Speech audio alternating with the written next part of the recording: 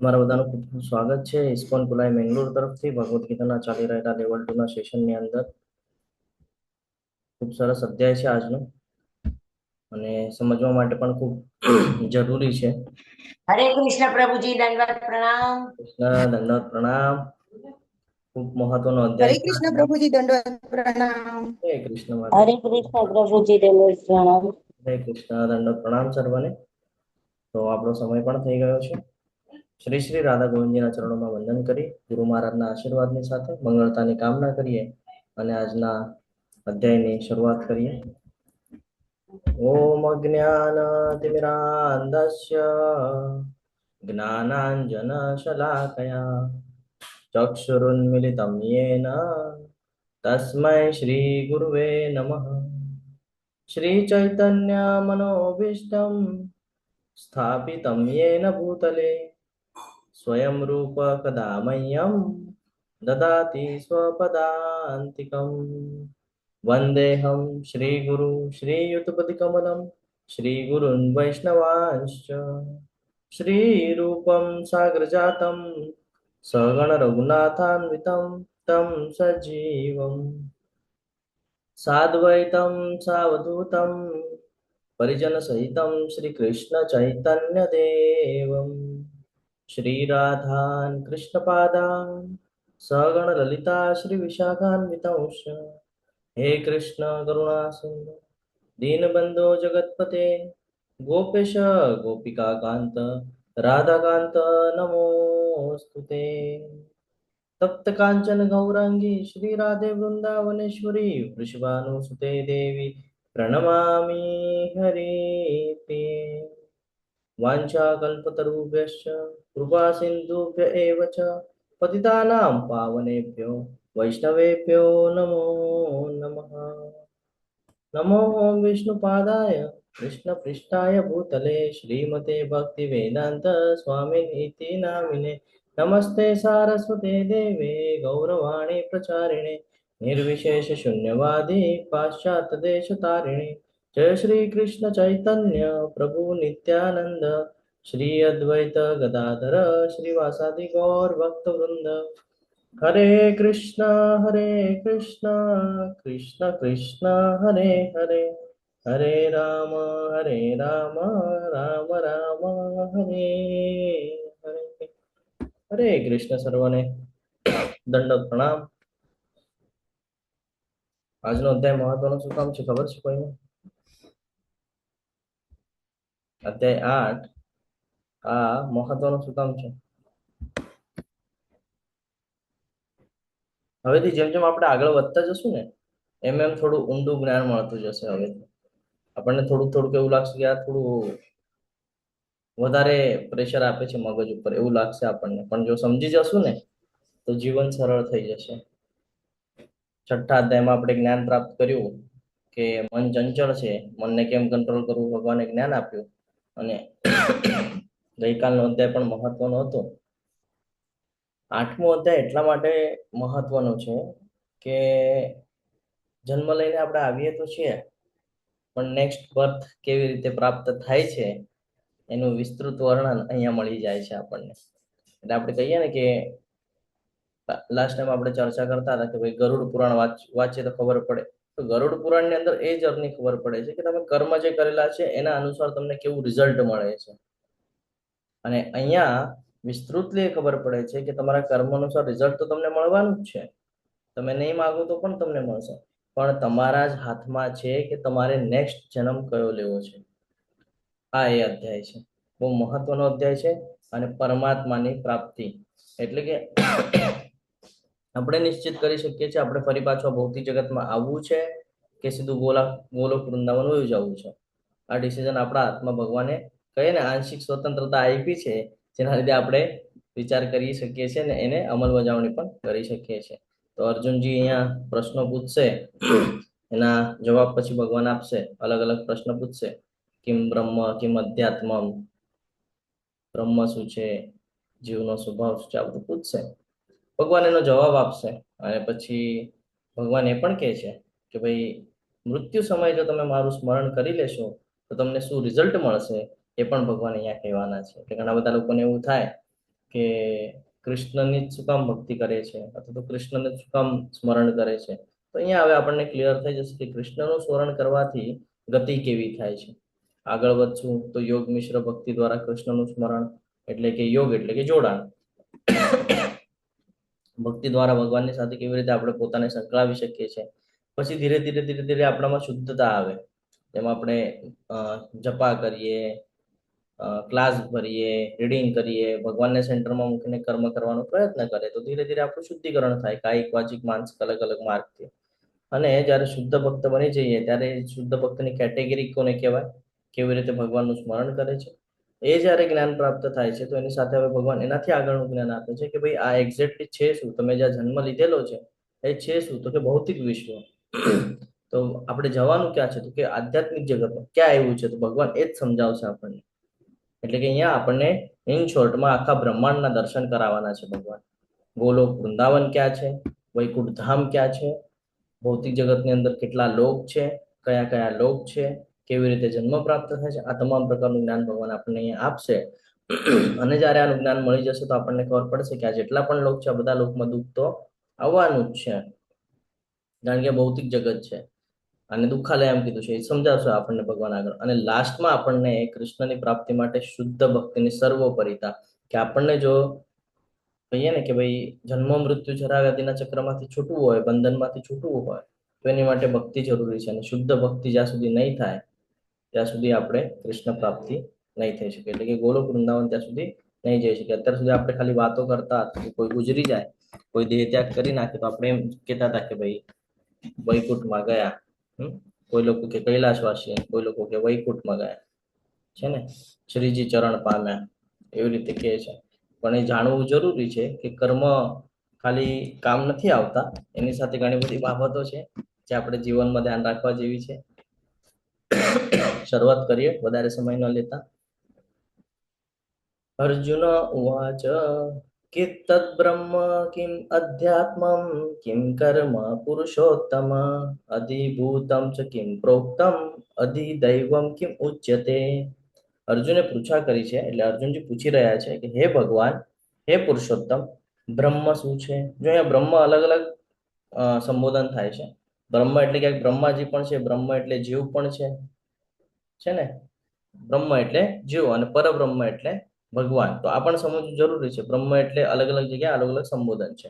આત્મા શું છે?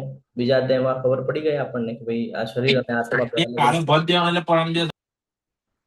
આપણને ખબર પડી ગઈ કે ભાઈ આત્મા અને શરીર બે અલગ અલગ પાર્ટ છે, બંને ભેગા રહે છે. જેમ ઓલું આપણે કમળપત્રનું પણ ઉદાહરણ આપી શકીએ છીએ એમાં, અથવા તો ગાડીનું ઉદાહરણ આપી શકીએ, ગાડી અને એનો ડ્રાઈવર. સકામ કર્મ શું છે? ફરીથી આજે કર્મ વિશેની વાત આવી રહી છે અહીંયા. સકામ કર્મ એટલે શું? આ ભૌતિક જગત શું છે અને દેવો શું છે? કૃપા કરી બધું મને સમજાવો. અહીંયા ખૂબ સરસ રીતે કીધું છે કે દેવો શું છે.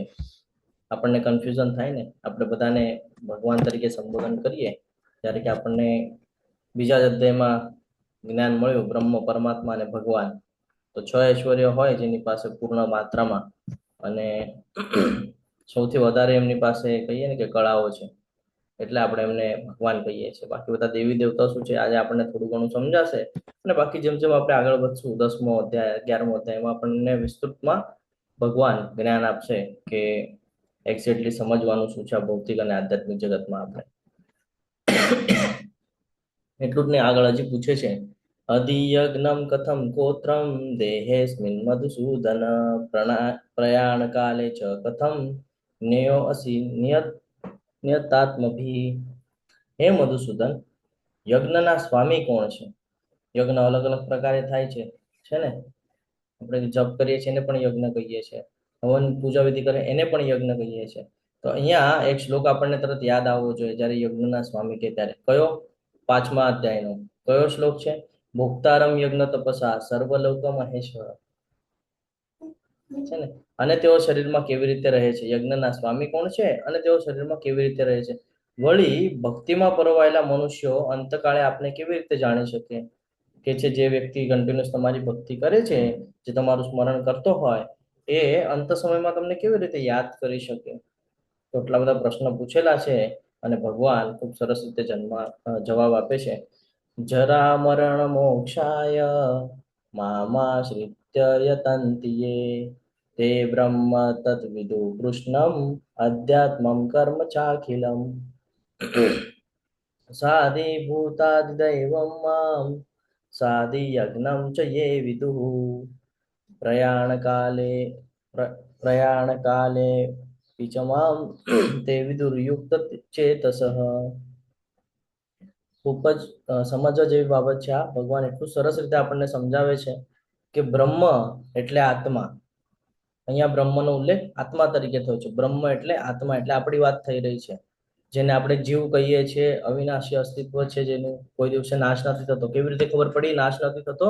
તો કે બીજા અધ્યાયમાં જ્ઞાન મળ્યું, નૈનમ છિંદંતી શસ્ત્રાણી નૈનમ દહતિ પાવક નચૈનમ ક્લેદયંતિ આપું શોષ્યતિ મારુત.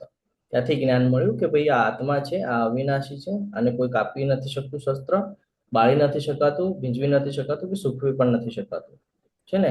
તો આ અવિનાશી અસ્તિત્વ છે, જેને આપણે આત્મા તરીકે સંબોધન કરીએ છીએ. અધ્યાત્મ એટલે શું? તો કે શરીરનો નિયંત્રણ. હવે અહીંયા આ સમજવું ખૂબ જરૂરી છે. આપણને કન્ફ્યુઝન થાય, ભાઈ અધ્યાત્મ તો કે જીવનો જે સ્વભાવ છે ને, એ સ્વભાવ અત્યાર સુધી આપણને ખબર જ નથી આપણો જન્મ શા માટે થયો છે. ખબર હતી? નહોતી ખબર. પણ આપણો સ્વભાવ શું હોવો જોઈએ? અધ્યાત્મ એટલે જે મનુષ્યોની જેને પ્રાપ્ત થઈ છે, એનું આ કર્તવ્ય છે કે એને અધ્યાત્મ એટલે ભગવાનની સાથે કનેક્ટિવિટી બનાવીને રાખવી, એનું કર્તવ્ય છે જન્મથી. પણ આપણે શું કરીએ છીએ? ભોગવિલાસમાં રચ્યા પચ્યા રહીએ છીએ. એટલે જ્યારે દુઃખ આવે અથવા તો અથારથી કંઈક વસ્તુની આપ લે કરવી હોય, ત્યારે આપણે ભગવાનને યાદ કરીએ. જ્યારે કે અહીંયા 8મા અધ્યાયની અંદર ખૂબ સરસ રીતે સમજાવે છે કે જન્મથી મૃત્યુ પર્યંત આપણો આ સ્વભાવ હોવો જોઈએ કે ભગવાનના સાનિધ્યમાં રહેવું. આગળ તો કે સકામ કર્મ. સકામ કર્મ એટલે શું? ભૌતિક શરીર તરફ દોરી જતી જેટલી પણ ક્રિયાઓ છે, જે આપણે કામ કરીએ અને એના ફળ આપણને મળે છે. સારા કરીએ તો સારા, ને ખરાબ કરીએ છીએ તો ખરાબ. બરાબર. આગળ વધીએ તો ખબર પડે છે અધિભૂતમ. અધિભૂત કોને કહેવાય છે? તો કે આ જે ભૌતિક જગત છે, જે બ્રહ્માંડમાં બ્રહ્માજીએ જે નિર્માણ કરેલું છે, એટલે બ્રહ્માજીથી માંડીને બ્રહ્મલોકથી માંડીને નીચેના 29 નરકલોક સુધીનું જે કાંઈ પણ સ્ટ્રક્ચર છે, જેની અંદર પૃથ્વી પણ આવી જાય છે. હા, ભૂલોક, ભૂવરલોક, તપોલોક, ઘણા બધા લોક છે, 14 લોક છે, અને એનાથી નીચે પણ પાછા 29 નરક લોક છે. તો આ સમગ્ર જે કાંઈ પણ છે, આખું ભૌતિક જગત, એને ભૌતિક પ્રકૃતિ કહેવાય છે, જેની અંદર આપણે નિવાસ કરીએ છીએ. બરાબર છે? જેની અંદર દેવી દેવતાઓ નિવાસ કરે છે, જેની અંદર ઋષિઓ નિવાસ કરે છે. અધિદૈવ તો કે સર્વોચ્ચ દેવ, જે આપણે 11મા અધ્યાયમાં જ્ઞાન પ્રાપ્ત કરશું કે વિરાટ રૂપ, જેની અંદર તમામ દેવી દેવતાઓનો સમાવેશ થાય છે. સમજાય છે અહીંયા? હરે કૃષ્ણ. અધિભૂત એટલે ભૌતિક પ્રકૃતિ, અધિદેવ એટલે વિરાટ સ્વરૂપ, એટલે કે ભગવાનની વાત થઈ રહી છે અહીંયા. અધિયજ્ઞ. અધિયજ્ઞ એટલે યજ્ઞના સ્વામી. કોણ? પરમાત્મા. પરમાત્મા એટલે કોણ? શિરોદક્ષાય વિષ્ણુ. શંખ ચક્ર ગદા પદ્મ વાળું જે સ્વરૂપ છે એ 3 પુરુષ અવતાર છે. એક કર્ણોદક્ષાય વિષ્ણુ, એક ગર્ભોદક્ષાય વિષ્ણુ, અને એક શિરોદક્ષાય વિષ્ણુ. જે કર્ણોદક્ષાય વિષ્ણુ છે એ આખા સમગ્ર બ્રહ્માંડનું નિર્માણ કરે છે. એમના રૂપ રૂપમાંથી અલગ અલગ કહીએ ને આપણે કે પરપોટા દ્વારા બ્રહ્માંડ નિર્માણ થાય છે. ને એની અંદર ગર્ભોદક્ષ વિષ્ણુ, ને ગર્ભોદક્ષ વિષ્ણુના નાભી કમળમાંથી બ્રહ્માજી, ને પછી બ્રહ્માજી 14 લોકનું સર્જન કરે છે. તો આ જે પરમાત્મા છે, એટલે કે શિરોદક્ષ વિષ્ણુ જે છે, એ દરેક જીવના હૃદયમાં વાસ કરે છે. શંખ ચક્ર ગદા પદ્મ વાળું જે સ્વરૂપ છે એ. અધિયજ્ઞ ક્યાં રહે છે? તો કે બધાના હૃદયમાં. મૃત્યુ સમયે કૃષ્ણનું સ્મરણ કેવી રીતે કરવું? તો કે જીવનભર સ્મરણનો અભ્યાસ કરવો પડશે. સિમ્પલ નથી. આપણને એવું થાય કે પ્રભુજી ભગવદ્ ગીતામાં તો કીધું છે ખાલી જપ કરશો, મારું સ્મરણ કરશો, મારું નામ લેશો, સીધા મારા ધામમાં આવી જશો. આનાથી પહેલા પણ ભગવાને કીધું છે, નેહા વિક્રમ નાસુસ્તિ પ્રત્યવાયો ન વિદ્યતે સ્વલ્પમપ્યસ્ય ધર્મસ્ય ત્રાયતે મહત્વ ભયા. સમજવું પડશે કે આપણે રોજિંદા જીવનની અંદર જે કાંઈ પણ કર્મ કરીએ છીએ, કર્મ જો આપણે જોઈએ તો ખબર પડે કે ભૌતિક જગત સાથે પૂરેપૂરું સંલગ્ન છે, એટલે સંકળાયેલું છે. ઉઠવાથી લઈને રાતના સુવા સુધી જે કાંઈ પણ કર્મ આપણે કરીએ છીએ એ મોસ્ટલી બધું ભૌતિક જગત સાથે સંકળાયેલું છે, એટલે કે અટેચમેન્ટ વાળું છે, બંધન કરનારું છે. આપણને યાદ ન હોય, આપણને ખબર ન હોય, પણ અજાણતા કયો અથવા તો કહીએ ને આપણે કે ભાઈ આપણા ઉદર નિર્વાહ માટે થઈને કયો આપણે બધા કર્મ કરીએ છીએ, તો એ કર્મ આપણને બાંધે છે બંધનમાં. અને આપણે એની સામે જોઈએ તો ભગવાનનું સ્મરણ કેટલું કરે છે, તો ન જેવું એટલે બહુ ઓછું. એટલે 100%માંથી આપણે એક એક્ઝામ્પલ આમ લેવું હોય અંદાજે, તો 100%માંથી આપણે 0.05% ભગવાનનું સ્મરણ કરીએ છીએ, બાકી આખો દિવસ આપણો ભૌતિક જગતમાં જાય છે. તો શું લાગે છે, ભગવાનનું સ્મરણ એટલું કરશું તો આપણને ભગવત પ્રાપ્તિ થશે કે પછી ભૌતિક જગતમાં ફરીથી આવશું? પલડું કોનું ભારી છે? ભૌતિક જગતનું ભારી છે ને. એમાં જે આપણે સંકળાયેલા છે, એમાંની જે ઈચ્છાઓ છે, એનું પલડું ભારી છે. તો લાસ્ટ સિચ્યુએશનમાં પણ એવું જ થશે આપણી સાથે. અને એનું જ ખૂબ સરસ ઉદાહરણ હવે અહીંયા આગળ આપણને ભગવાન આપે છે. એ જ્યારે ઉદાહરણ આવશે ત્યારે આપણે એની વિસ્તૃતલી ચર્ચા કરશું. શ્રી ભગવાન વાચ અક્ષરમ બ્રહ્મ પરમમ સ્વભાવો આદ્યમ ઉચ્યતે ભૂત ભાવોદ્ભવત કરો વિસર્ગ કર્મ સંજ્ઞિતઃ.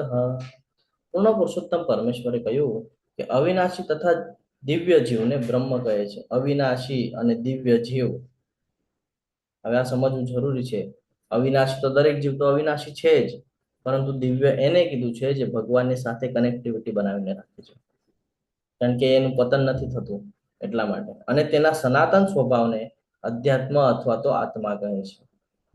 જીવોના ભૌતિક શરીરનો વિકાસ થવાની પ્રક્રિયા સાથે સંકળાયેલા કાર્યોને કર્મ અથવા તો સકામ કર્મ કહે છે. એટલે કે જે કાંઈ પણ આપણે ભૌતિક જગતની અંદર કાર્યો કરીએ છીએ, તો અલગ અલગ જે કાર્યો છે એ કાર્યો સાથે સંકળાય છે આપણે, અને એને સકામ કર્મ કહેવામાં આવે છે.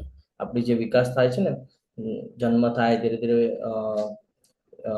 કુમાર, પછી કુમારથી યુવા, યુવાથી પછી જેમ જેમ આગળ વધે એમ પછી વૃદ્ધ, વૃદ્ધ અને પછી એન્ડ. તો આ જે વિકાસ થવાની જે પ્રક્રિયા છે, આ દરેક સાથે થતી હોય છે.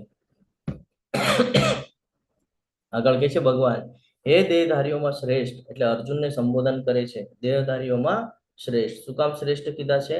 કારણ કે એ જ્ઞાન લઈ રહ્યા છે જે જ્ઞાનથી આ જે કર્મનું બંધન છે, બંધનથી બચી શકાય અને ભગવાનના શરણમાં રહી શકાય. એટલે એને કહે છે કે દેહધારીઓમાં શ્રેષ્ઠ જ્ઞાન છે એમની પાસે, અર્જુનજી પાસે. નિરંતર પરિવર્તનશીલા ભૌતિક પ્રકૃતિને અધિભૂત એટલે કે ભૌતિક પ્રાગટ્ય કહેવાય છે. અહીંયા વાત ધ્યાનથી સમજવાનો પ્રયત્ન કરીએ તો ભગવાન આપણને હિન્ટ આપી રહ્યા છે કે આ જે ભૌતિક પ્રકૃતિ છે, આ જે ભૌતિક જગત છે, આ નિરંતર પરિવર્તનશીલ છે. એટલા માટે ઓલું એક જે વાક્ય કહેવામાં આવે છે ને કે પરિવર્તન સંસારનો નિયમ છે, સમય સમય બદલાવવું જોઈએ. આ અહીંયાથી કીધું છે, સમય સમય બદલાવવું જોઈએ. બદલાવાનું ઇન સેન્સ કે શું? આજે હું 4 માળા કરતો હોઉં તો ભવિષ્યમાં મારે 8 માળા 16 માળા તરફ વધવું જોઈએ. કારણ કે જેમ જેમ કલયુગ પીક ઉપર આવતો જશે, જેમ જેમ કલયુગ આગળ વધતો જશે, એમ એમ અધર્મ વધતો જશે. અને જેમ જેમ અધર્મ વધતો જશે એટલું માયાદેવી પ્રબળ થતી જશે. જેટલું માયાદેવી પ્રબળ થતી જશે એટલું આપણા ઉપર હાવી થશે. એટલે એક સાઈડથી એમ સમજવા જઈએ તો આપણે જો 1 માળા કરતા હશું ભવિષ્યમાં, એક એક્ઝામ્પલ લઈ લો કે અત્યારે તો બી આપણને ભક્તિ જોવા મળે છે. આજના 500 વર્ષ પછી જો આપણે 1 માળા કરતા હોય, આપણો જન્મ થાય ને આપણે 1 માળા કરતા હોય, તો 1 માળામાં નહીં થાય ત્યારે આપણને 16 માળાથી આગળ જ વધવું પડશે. કારણ કે કલયુગ એક પ્રભાવ આગળ વધી ગયો હશે, એક સમય આગળ વધી ગયો હશે. તો જેમ જેમ સમય આગળ વધશે એમ એમ આપણને કહીએ ને કે મહેનત વધારે કરવી પડશે. અત્યારે તો પણ આપણને યોગ્ય સ્થાન, યોગ્ય જગ્યા અને બધું ફ્રીમાં મળી રહ્યું છે. ત્યારે તો બહુ ઓછા લોકો હશે જે ભક્ત હશે. બહુ ઓછી એવી સિચ્યુએશન હશે કે આપણને આપણું જ્ઞાન પ્રાપ્ત થઈ રહેશે. બહુ ઓછા લોકો હશે જે ભગવાનના મંદિરમાં જતા હશે. આ સમજવું ખૂબ જરૂરી છે. એટલે આપણે એમ વિચાર કરતા હોઈએ કે ભાઈ આવતા જન્મમાં જોશું, આવતા જન્મની સિચ્યુએશન અલગ હશે. અહીંયા એ સમજાઈ રહ્યું છે આપણને. એટલે જે જન્મ મળ્યો છે ત્યાં જ ડિસિઝન લેવા જરૂરી છે. આપણને એવું થાય કે હમણાં અહીંયા એન્જોય કરી લઈએ ને, પછી નેક્સ્ટ ટાઈમ જોશું. તો અહીંયા એન્જોય કરી લેશું, ફરીથી અહીંયા જ્યારે આવશો ને ત્યારે ચાન્સ નહીં મળે ભગવાનની ભક્તિનો, અત્યારે જે મળેલો છે. તો આ સમજવું જરૂરી છે. અને ત્યારે ચાન્સ મળશે બી તો ત્યારે માયાદેવી પ્રબળ હશે, જેમ અત્યારે આપણા ઉપર હાવી છે એવી રીતે ત્યારે બી હશે. તો અહીંયા ખબર પડે છે કે પરિવર્તનશીલ ભૌતિક પ્રકૃતિને ભૌતિક પ્રાગટ્ય કહેવાય છે, જેની અંદર સૂર્ય અને ચંદ્ર જેવા જેની અંદર સૂર્ય તથા ચંદ્ર જેવા દેવોનો સમાવેશ થાય છે. સૂર્ય અને ચંદ્ર બહુ મહત્વનો પાર્ટ છે જીવનની અંદર આપણા, ખબર છે? સૂર્ય ન હોય, સૂરજ જો ઉગે જ નહીં તો સવાર થશે નહીં, અને સૂર્ય જો આવે નહીં, જો એનો તાપ લાગે નહીં, તો સંતુલન જળવાઈ ન રહે. બધું વાતાવરણ ઠંડુ થઈ જાય, બીમારીઓ, રોગચાળો ફેલાય. એટલે સૂર્ય બહુ જરૂરી છે. ઘણા બધા માધ્યમથી, તમે કોઈ પણ માધ્યમથી જોઈ લો તો સૂર્ય બહુ જરૂરી છે. કોઈ પણ શાસ્ત્રની અંદર તમે વાંચશો તો ખબર પડશે સૂર્યને શું ઉપમા આપેલી છે. સૂર્યને જ્યોતિષ શાસ્ત્રની અંદર આત્માનો કારક કીધો છે. વિચાર કરજો, બહુ મહત્વનો પાઠ છે. અને ચંદ્રને મનનો કારક કીધો છે. અને ચંદ્ર જ્યારે આપણે ભૌતિક જગતમાં જોઈએ તો આપણે જે કાંઈ પણ અનાજ અથવા તો જે કાંઈ પણ આપણે વનસ્પતિ જોઈએ છે એની અંદરનો જે ટેસ્ટ છે ને, આ ટેસ્ટ પુરાવાનું કામ આ ચંદ્રના કિરણો દ્વારા થાય છે. ચંદ્ર જ ન હોય તો કે ઇનબેલેન્સ થઈ જશે બધું. ભરતી અને ઓટ શેના બેઝ પર આવે છે? ચંદ્રના બેઝ પર આવે છે. ચંદ્રની અલગ અલગ કળાઓ છે. જ્યારે પૂર્ણિમા તરફ આગળ વધે, પૂર્ણિમા થાય ત્યારે એમાં ભરતી આવી જાય છે. એટલે આના ઉપરથી એક સમજાય છે કે ભાઈ એટ્રેક્ટ કરે છે પાણીને. બરાબર? આપણા શરીરની અંદર પણ કેટલા ટકા પાણી છે? આપણા બોડીની અંદર કેટલા ટકા પાણી છે ખબર છે? 70%. 72% પાણી છે આપણા શરીરની અંદર. હવે તમે એક નાનકડો વિચાર કરો કે સમુદ્ર કેટલો મોટો છે, કેટલું બધું પાણી છે એની અંદર, અને ચંદ્ર તો કેટલા દૂર છે, તો પણ એટલા દૂરથી એ ચંદ્ર એને એટ્રેક્ટ કરે છે કે નહીં? ભરતીને ઓટ આવે છે કે નહીં? હવે વિચાર કરો, મનુષ્યના શરીરની અંદર પણ પાણી છે 70-72%. હવે એને કંટ્રોલ કરશે કે નહીં? આ બધું સમજવું ખૂબ જરૂરી છે. આપણને એવું નોર્મલ લાગે કે ભાઈ શું છે, સૂર્ય આવે છે ને ચંદ્ર, એ તો એનું કામ છે. એનું કામ નથી. એનું કામ બંધ કરી દેશે તો મનુષ્ય જીવન ખોરવાઈ જશે. એટલે બધાને એની આપણે લાસ્ટ ટાઈમ ચર્ચા કરતા હતા ને, બધાને એની જગ્યાએ શ્રેષ્ઠ માનવાના છે, કારણ કે એ શ્રેષ્ઠ કાર્ય ચાલુ છે એમનું. સૂર્ય એક દિવસ પણ એમ કે છે કે ભાઈ આજે રજા, આજે મંગળા આરતીમાં નહીં આવું કે છે? એનું કામ કરે છે ને. હા, તો આ સમજવું જરૂરી છે આપણે. અને આગળ કે છે કે ભાઈ સૂર્ય અને ચંદ્ર જેવા દેવોનો જેમાં સમાવેશ થાય છે એ ભગવાનનું વિરાટ સ્વરૂપ જે છે એને અધિદેવ કહેવાય છે. એની અંદર તમામ વરુણ દેવ, અગ્નિદેવ, વાયુદેવ બધા જ દેખાઈ જશે આપણને. બ્રહ્માજી, શિવ તત્વ, હા, માયા તત્વ, બધું દેખાઈ જશે એની અંદર આપણને. જેમ જેમ આગળ વધશું આપણે એમ આપણને જ્ઞાન મળતું રહેશે. અને પ્રત્યેક દેહધારીના હૃદયમાં પરમાત્મા રૂપે સ્થિત હું જ પરમેશ્વર એટલે અધિયજ્ઞ, યજ્ઞનો સ્વામી કહેવાઉં છું. આગળ વધશું એટલે ખબર પડશે. એટલે આપણને લાગે કે આપણા શરીરના અંદર ખાલી આપણી આત્મા જ છે, એટલે આપણે પોતે જ નિવાસ કરીએ છીએ આ ભૌતિક શરીરના અંદર, પણ એવું નથી. એની સાથે પરમાત્મા પણ નિવાસ કરે છે. હવે ઘણા બધાને એવો પ્રશ્ન થશે, તો ભગવાન નિવાસ કરે છે તો આપણે ખોટા કર્મ કરીએ છીએ શું કામ? કારણ કે આપણને આંશિક સ્વતંત્ર આપીને રાખી છે, એટલે આપણે ખોટા કર્મ કરીએ છીએ. ભગવાન જોવે છે, અંદરથી આપણને હિન્ટ પણ આપે છે કે આ ખોટું છે, નથી કરવાનું. આપણને જો ક્યારેક ક્યારેક મનમાં એવું થાય કાંઈક કરતા હોય તો ડર લાગે અથવા એવું થાય કે હું ખોટું કરી રહ્યો છું, મારે ન, તો આ કોણ આપે છે? ભગવાન જ પ્રેરણા આપે છે. આ સમજવું પડશે આપણને. આ જ નથી સમજાતું આપણને. તો એ યજ્ઞના સ્વામી છે ભગવાન કહે છે. હવે લાસ્ટ જે પ્રશ્ન પૂછેલો હતો કે ભાઈ મૃત્યુ સમયે ભગવાનનું સ્મરણ કેવી રીતે કરી શકાય? શું લાગે છે તમને, મૃત્યુ સમયે સિચ્યુએશન કેવી આવે છે? હરે કૃષ્ણ. પ્રભુજી, હરે કૃષ્ણ. મૃત્યુ તો હજી આવ્યું નથી, કેવી રીતે ખબર પડે? બીજાને તો જોયું હશે. ખબર નથી પડતી, પણ પ્રભુજી જયારે મૃત્યુ આવે ને ત્યારે એમ કે છે, જયારે આપણા શરીરમાંથી પ્રાણ છૂટે ને ત્યારે એટલી તકલીફ થાય છે કે આપણે ત્યારે ભગવાનનું નામ લઈ શકતા નથી, એટલું આપણે ઓલું થાય. પણ અત્યારે જે આપણી તક છે ભગવાનના રામ નામ લેવાની, પણ એ આપણે કરી નથી શકતા અત્યારે. પછી એમ કે પછી કરીને સમય તો આવી જ જાય છે. પછી એન ટાઈમે આપણે એમ થાય, અરે ભગવાન મારે તો આ રહી ગયું એમ. યસ, સમીર પ્રભુજી બોલો. હરે કૃષ્ણ. 1000 વીછી એક સાથે ડંખ મારે એટલી પીડા હોય છે. અને કદાચ મૃત્યુના સમયે તમે અમુક વાર એવું હોય તો કે આપણે કોમાની અંદર જતા રહીએ, કે કોઈ એવી સિચ્યુએશન આવીને ઊભી થઈ જાય કે તમે શરીરમાં દુખાવો એટલો બધો થતો હોય કે તમે ભગવાનનું નામ લઈ જ ના શકો. તો એવા ટાઈમે ભગવાને એવું, મને ખબર નહીં એક્ઝેક્ટ, પણ ભગવદ્ ગીતાના એક શ્લોકમાં એવું કહેલું છે કે એ સમયે તે આખો સમય મારું ચિંતન કરેલું હશે તો તારે મને યાદ કરવાની જરૂર નથી, હું તને યાદ કરી લઈશ. એવું ભગવાને એક સ્ટેટમેન્ટ આપેલું છે જયારે અર્જુનને ભગવદ્ ગીતા સંભળાવતા તે દરમિયાન. બરાબર ને? યસ પ્રભુજી. હરે કૃષ્ણ. હરે તમે સતત, હરે કૃષ્ણ પ્રભુજી, દંડવત પ્રણામ. સતત સ્મરણ કરતા રહો. સતત સ્મરણ કરીએ તો મૃત્યુ સમય આપણને એ યાદ આવે. બાકી જો તમે છેલ્લે છેલ્લે યાદ કરવા કરો તો છેલ્લે છેલ્લે ભગવાનનું સ્મરણ મું પર આવતું જ નથી, કારણ કે પીડા અતિશય થતી હોય છે ત્યારે. એવું ભાગવતમાં છે. હરે હા, કૃષ્ણ. એટલે આપણે એ તો વાત કરી કે આખું સમય તમે સ્મરણ કરેલું હોય તો જ યાદ આવે. પછી તમે એવું કહો કે ના, એ તો જયારે છેલ્લો ટાઈમ આવશે તો હું યાદ કરી લઈશ, શક્ય જ નથી. આખી જિંદગી ભગવાનને યાદ જ નથી કરે, છેલ્લે ટાઈમે સંસારને જે યાદ કરેલો છે એ જ ચિંતવવાનું છે. હરે કૃષ્ણ. એટલે ચૈતન્ય મહાપ્રભુજી આ મંત્ર આપ્યો કે સતત ભગવાનનું સ્મરણ. હરે રામ હરે કૃષ્ણ કૃષ્ણ કૃષ્ણ હરે હરે, હરે રામ રામ રામ હરે હરે.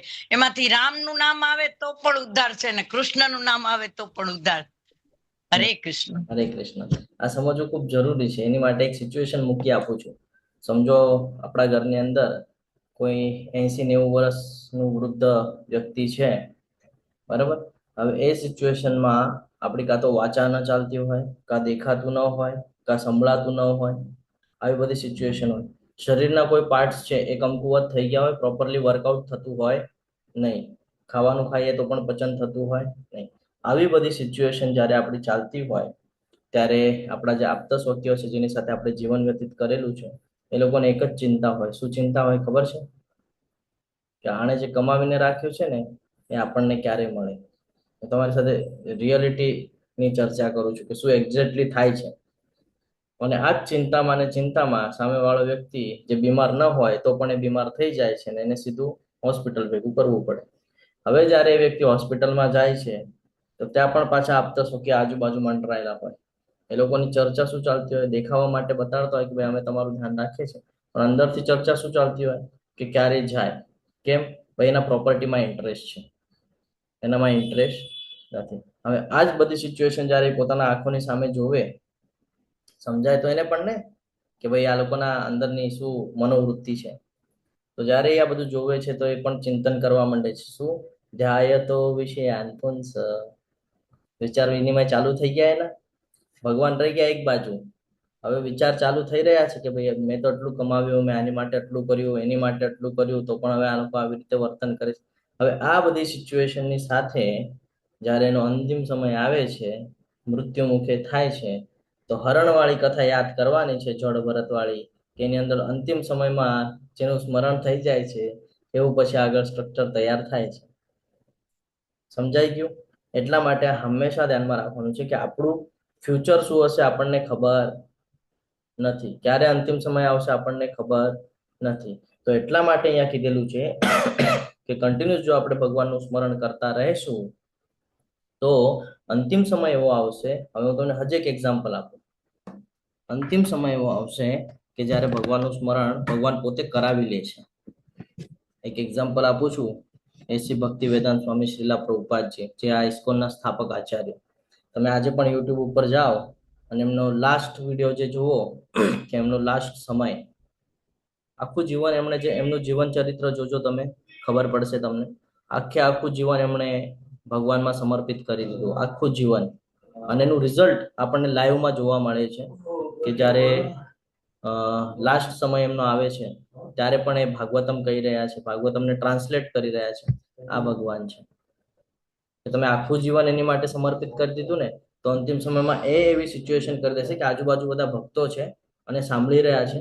શ્રીલા પ્રભુપાદજીની સ્થિતિ એવી છે કે ડોક્ટર જાય છે, એમના બોડીને હાથ લગાડે છે તો સ્કિનને હાથ બી નથી લગાડી શકતા, કારણ કે તકલીફ થશે. એમાં કહીએ ને કે ભાઈ ઇન્જેક્શન મૂકવું હોય તો પણ વિચાર કરવો પડે છે. અને જ્યારે જોવે છે, આ રિયાલિટી છે, હું તમને જે કહું છું એ. અને જ્યારે જોવે છે, આમ નબ્સ જોવે ને, ચેક કરે કે ભાઈ ચાલે છે કે નથી ચાલતું, નહીં, એ બધું સ્ટોપ થઈ ગયું છે. શરીર સ્થિર છે એકદમ, બધું સ્ટોપ થઈ ગયું છે, પણ શ્રીલા પ્રભુપાદજી બોલી રહ્યા છે લાસ્ટ મોમેન્ટમાં. અને શું બોલી રહ્યા છે? ગ્રંથરાજ શ્રીમદ ભાગવતમ બોલી રહ્યા છે, ટ્રાન્સલેટ કરીને આપી રહ્યા છે કે આગળના ભક્તો માટે ઉપયોગી થાય. આ સમજવું જરૂરી છે.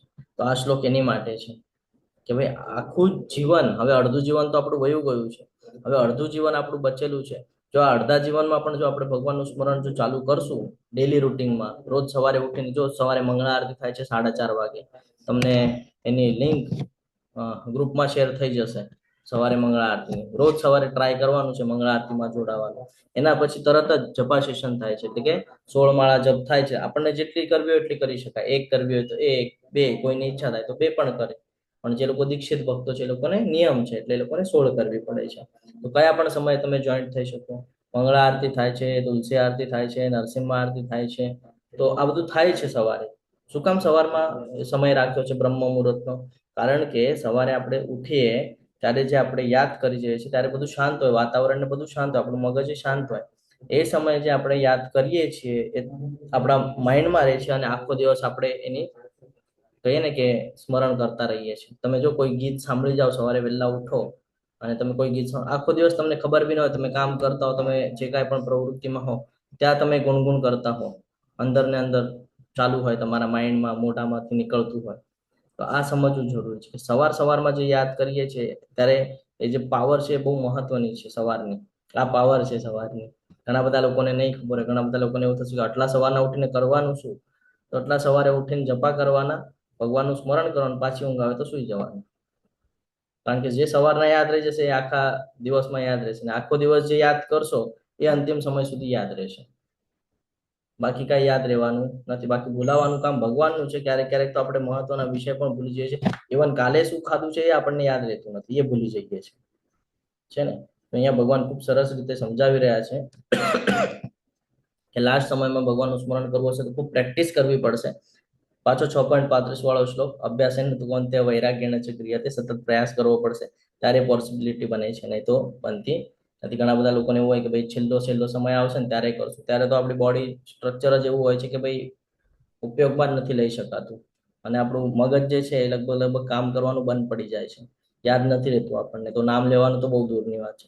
તો ભગવાન અહીંયા સમજાવે છે કે અંતકાલે ચ મામેવ સ્મરમ મુક્તા કલેવરમ ય પ્રયાતિ સમદ્ભાવમ યાતિ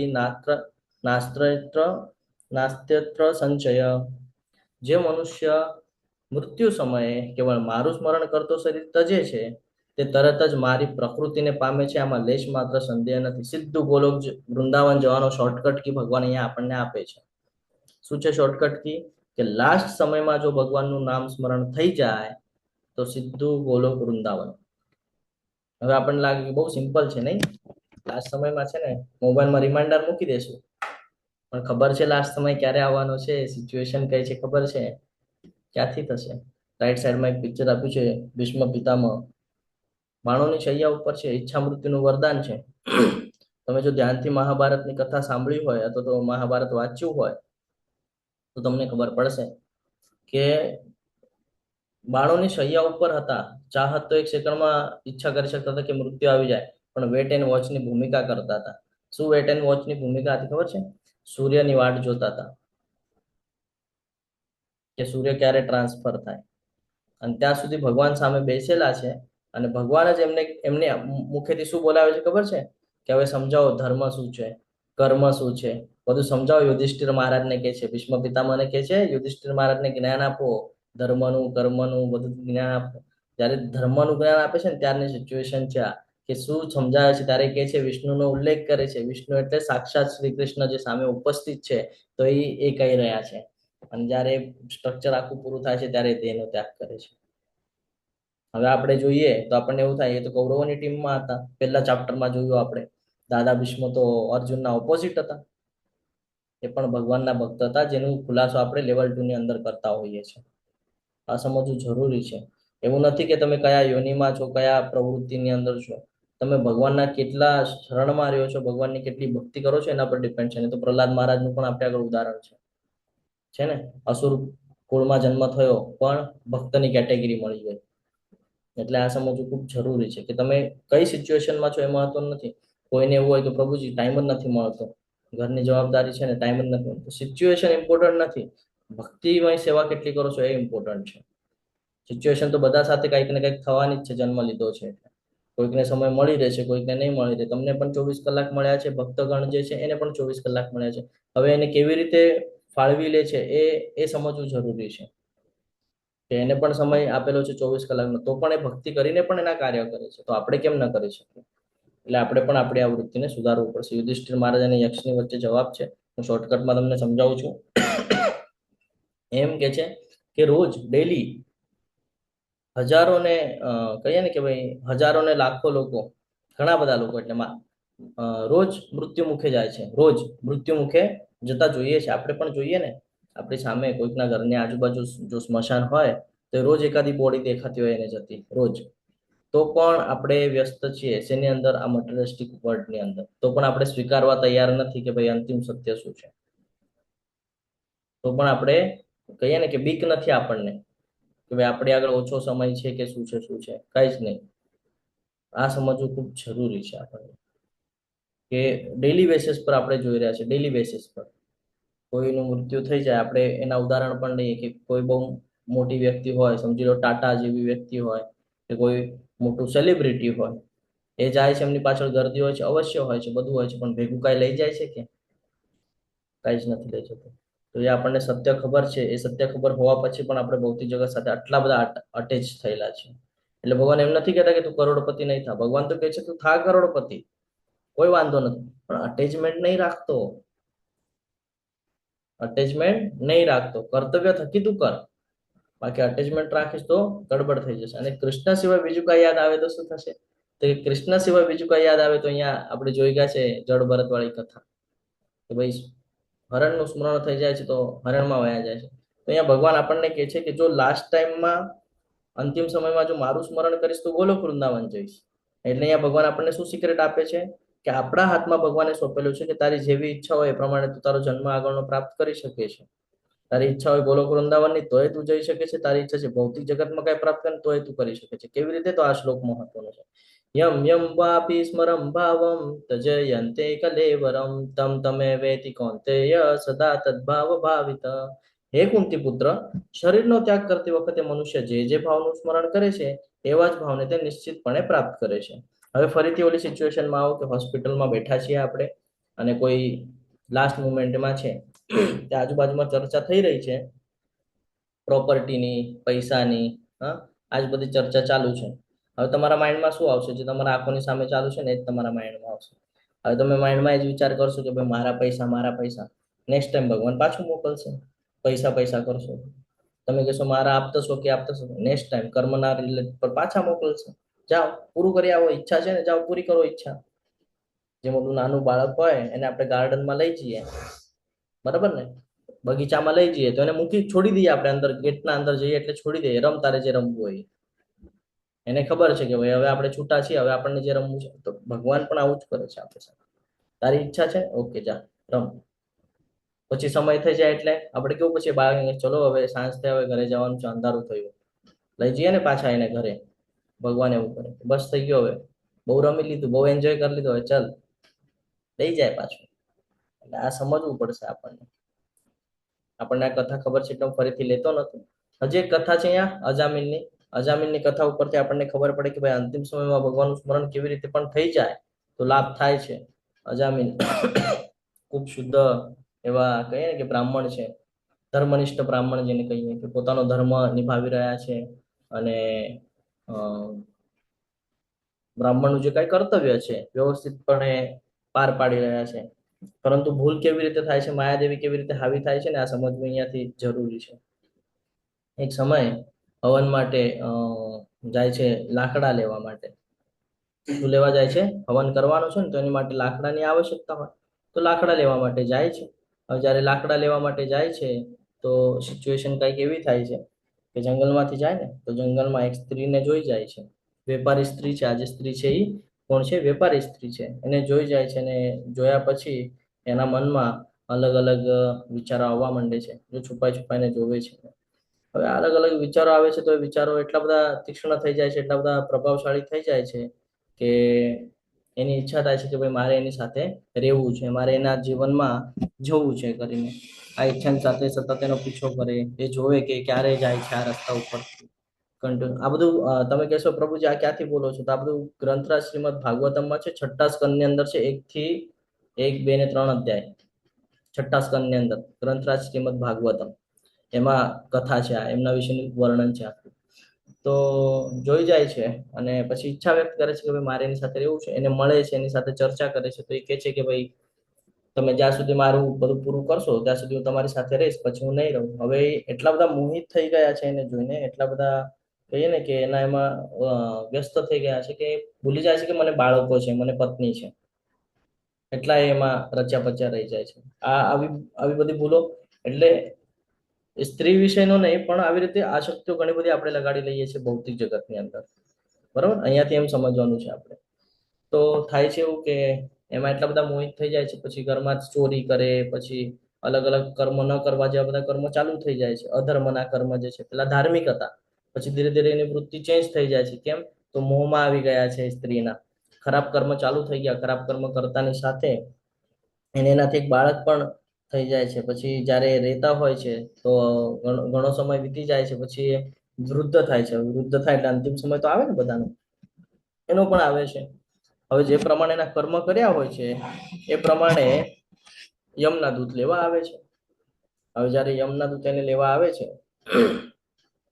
તો ડરી જાય છે, પરંતુ એને જે એનાથી પહેલા જે કઈ કર્મ કરેલા હતા, જે ધર્મના રિલેટેડ કર્મ કર્યા હતા, એનું એક ફળ એને મળેલું હોય છે. એ ફળ શું હોય છે? એ ફળ એવું હોય છે કે એને જે એક બાળક થાય છે, સૌથી નાનો બાળક, એને અતિ વાલો હોય છે. અને જ્યારે બાળક થયું ત્યારે ઋષિઓને ભોજન કરાવ્યું. ઋષિઓએ કીધેલું કે ભાઈ આનું નામ નારાયણ રાખજે. હવે એને નામ રાખ્યું નારાયણ. હવે જ્યારે અંતિમ સમય આવે છે, ફરીથી આપણે આવીએ એના બેડ ઉપર, તો અંતિમ સમય આવી રહ્યો છે. હવે જ્યારે યમના દૂત આવે છે, ગભરાઈ જાય છે, નારાયણને અવાજ આપે છે કે ભાઈ બચાવ કરીને. નારાયણને કહે છે. તો જ્યારે નારાયણને અવાજ આપે છે અને યમના દૂત લેવા આવે છે, તો સિચ્યુએશન સાંભળજો હવે શું થાય છે. કે એક સાઈડ થી યમના દૂત આવેલા છે લેવા, એ નારાયણ નારાયણ બોલી રહ્યા છે. યમના દૂતે લઈ તો લીધું એમના જીવને, પાસો નાખીને ખેંચી તો લીધું, પણ યમના દૂત લઈ નથી જતા, જવા જ નથી મળતો એમને લઈને. કેમ? તો કે જ્યારે લઈને જઈ રહ્યા છે ને એને સ્ટોપ કરે છે. કોના દૂત આવે છે? નારાયણના દૂત આવે છે. પછી નારાયણના દૂત એને કહે છે ક્યાં લઈ ચાલ્યા? એમ કે એને ભગવાનનું નામ લીધેલું છે. તો કે એને તો બહુ ખરાબમાં ખરાબ કર્મ કરેલા છે. તો કે આ કર્યા હશે ને ખરાબ કર્મ, કે અમે ક્યાં ના પાડીએ છીએ, પણ અંતિમ સમયમાં અમારા પ્રભુનું નામ લીધું છે એટલે આ તો અમારી ભેગો જ આવશે કે છે. પછી તમને થોડું મારા ભાષામાં સમજાવું. પછી જાય છે આ લોકો યમ મહારાજ પાસે, કે છે ઓલા લઈ આવ્યા નહીં તમે લોકો? તો કે ના ના, ન લેવા દીધું. કેમ? તો કે ભાઈ ત્યાં નારાયણના દૂત આવી ગયા, અમને તો અડવાય ન દીધું. એમ કે હવે એને જેવું મેન કામ તો અમે જ કર્યું. એમ કે પાસો નાખીને એની આત્માને બારે ખેંચી લીધી શરીરથી અને લઈને ના આવવા મળ્યું. તો કે શું સિચ્યુએશન હતી લાસ્ટની, કયો તો મને સંભળાવો તો. લાસ્ટની સિચ્યુએશન કે છે કે ભાઈ અમે જ્યારે ગયા તો એ ડરી ગયા, અમને જોઈને ડરી ગયા, ને એના બાળકને બોલાવતા હતા. તો કે શું નામ હતું? તો કે નારાયણ.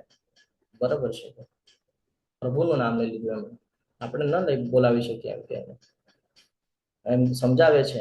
અને પછી જે અજામિલ છે, એ અજામિલને જો નારાયણના દૂત આવે છે, જો અહીંયા દેખાય છે ને, પેલા પાસો આજો આ પાસો છે, આ પાસો નાખીને આત્મા બોલાવી લે છે, પણ ત્યાં આવી જાય છે નારાયણના દૂત, અને નારાયણના દૂત લઈ જાય છે એને. એટલે આ કથામાંથી સમજાવવાનું એ છે કે અંતિમ સમયમાં જો ભૂલથી પણ ભગવાનનું સ્મરણ, એટલે આવી રીતે પણ નામ લેવાઈ ગયું જ્યારે કે એને ભૌતિક જગતમાં બોલાવેલું એને બાળકને, એના પુત્રને. હવે આ પ્લસ પોઈન્ટ શું કામ થયો? કારણ કે એને ભક્તિ કરેલી હતી, એને ક્યાંક ને ક્યાંક ધર્મનું કામ કર્યું હતું. એના લીધે એક ઋષિ એના ત્યાં ભોજન માટે આવ્યા ને એને સજેશન કર્યું હતું કે ભાઈ એનું નામ નારાયણ રાખતો. એક ઘટના, નાની એવી ઘટના તમારો જીવનનો કહીએ ને કે ભાઈ ઉદ્ધાર પણ કરી શકે છે. એક નાની એવી ઘટના જે ગણિકાને જોઈ ગયા, જે ઓલી સ્ત્રીને જોઈ ગયા, તમારું પતન પણ કરી શકે છે. આ જ સમજવાનું છે ભૌતિક જગતની અંદર, કે કોઈ પણ સિચ્યુએશન એવી ક્રિએટ થઈ જાય છે કે કાં તો આપણું પતન થઈ જાય છે, કાં તો આપણો ઉદ્ધાર થઈ જાય છે. એનું બીજ બહુ પેલા વાવી દીધું હોય છે આપણે, અને રિઝલ્ટ પછી આવી રીતે મળે છે આપણને. એટલે આપણા જે પૂર્વજો તમે જોયા હશે કે પહેલાના સમયમાંના નામ, આજથી લગભગ 100 વર્ષ પહેલાના જો નામ તમે જોશો તમારા બાપુજીના, દાદાના, પરદાદાના, તો નામ કેવા હતા બધાને ખબર છે? ભગવાનના રિલેટેડ નામ હતા. અત્યારના નામ કેવા છે? કે એ નામ લેશું તો ભૌતિક જગતમાં જ આવવાના છે પાછા. ઓલા નામ લઈએ તો ચાન્સેસ હતા કે ભાઈ આધ્યાત્મિક જગતમાં પહોંચી જઈએ, એટલા માટે એવા નામ મૂકવામાં આવતા. પણ આપણને એવું થતું કે ભાઈ આ શું નામ છે? આવા બધા નામ એમ નહોતા, ભગવાનના નામ છે. હવે અહીંયા જ હજી 5 મિનિટ લઈશું તમારે, હજી એક વાત તમને સમજાવવા ઈચ્છીશું અહીંયા, કે જે લોકો ભક્તની શ્રેણીમાં આવવાનો પ્રયત્ન કરે છે, જે લોકોએ હરિનામ દીક્ષા લીધેલી છે, એટલે જેના નામ ચેન્જીસ તમને અહીંયા વંચાઈ રહ્યા છે. જેમ કે હવે એક એક્ઝામ્પલ કે કે વિક્રમી કૃષ્ણ પ્રભુ છે, નારાયણ સુનયના માતાજી છે, આનંદ સાગર ગોવિંદ પ્રભુજી છે. તમે નામ વાંચો તો તમને ખબર પડે આમાં ક્યાંક ને ક્યાંક ભગવાનની સાથે કનેક્ટિવિટી બનાવીને રાખેલી છે. વિક્રમી કૃષ્ણ પ્રભુ આવી ગયું, કૃષ્ણનું નામ. નારાયણી સુનયના માતાજી આવી ગયું, નારાયણી. આનંદ સાગર ગોવિંદ પ્રભુ આવી ગયું, ગોવિંદ. તો આ સમજવું જરૂરી છે કે આવી રીતે નામ મળે છે એનો લાભ કેટલા બધા લોકોને થાય છે. જ્યારે આવા ભક્તો ઘણા બધા લોકોની વચ્ચે રહે અને અંતિમ સમયમાં કોઈને મળવા જાય અને જો ભૂલથી એને બોલાવી લીધું, ભલે એને ભૌતિક જગતમાં એને પુકાર્યું હોય, પણ બોલાવી લીધું તો બોલવામાં એને ભગવાનનું સ્મરણ કરી લીધું ને એનો ઉદ્ધાર થઈ જાય છે. એટલા માટે આ જરૂરી છે. તો આ અહીંયાથી શીખવા મળે છે આપણને કે બે સિચ્યુએશન અહીંયા એક જ કથામાંથી આપણને ખબર પડે. ગ્રંથરાજ શ્રીમદ ભાગવતમ 6ઠા સ્કંદના 1 થી 3 અધ્યાયની અંદર આખું વર્ણન છે. તમને જોઈએ તો તમે ત્યાંથી લઈ શકો છો. અને ગ્રંથરાજ શ્રીમદ ભાગવતમ પણ વસાવી શકીએ છીએ આપણે ઘરે. એની માટેની લિંક જોઈએ તો એની માટેની લિંક પણ તમને ગ્રુપમાં પ્રોવાઈડ થઈ જશે.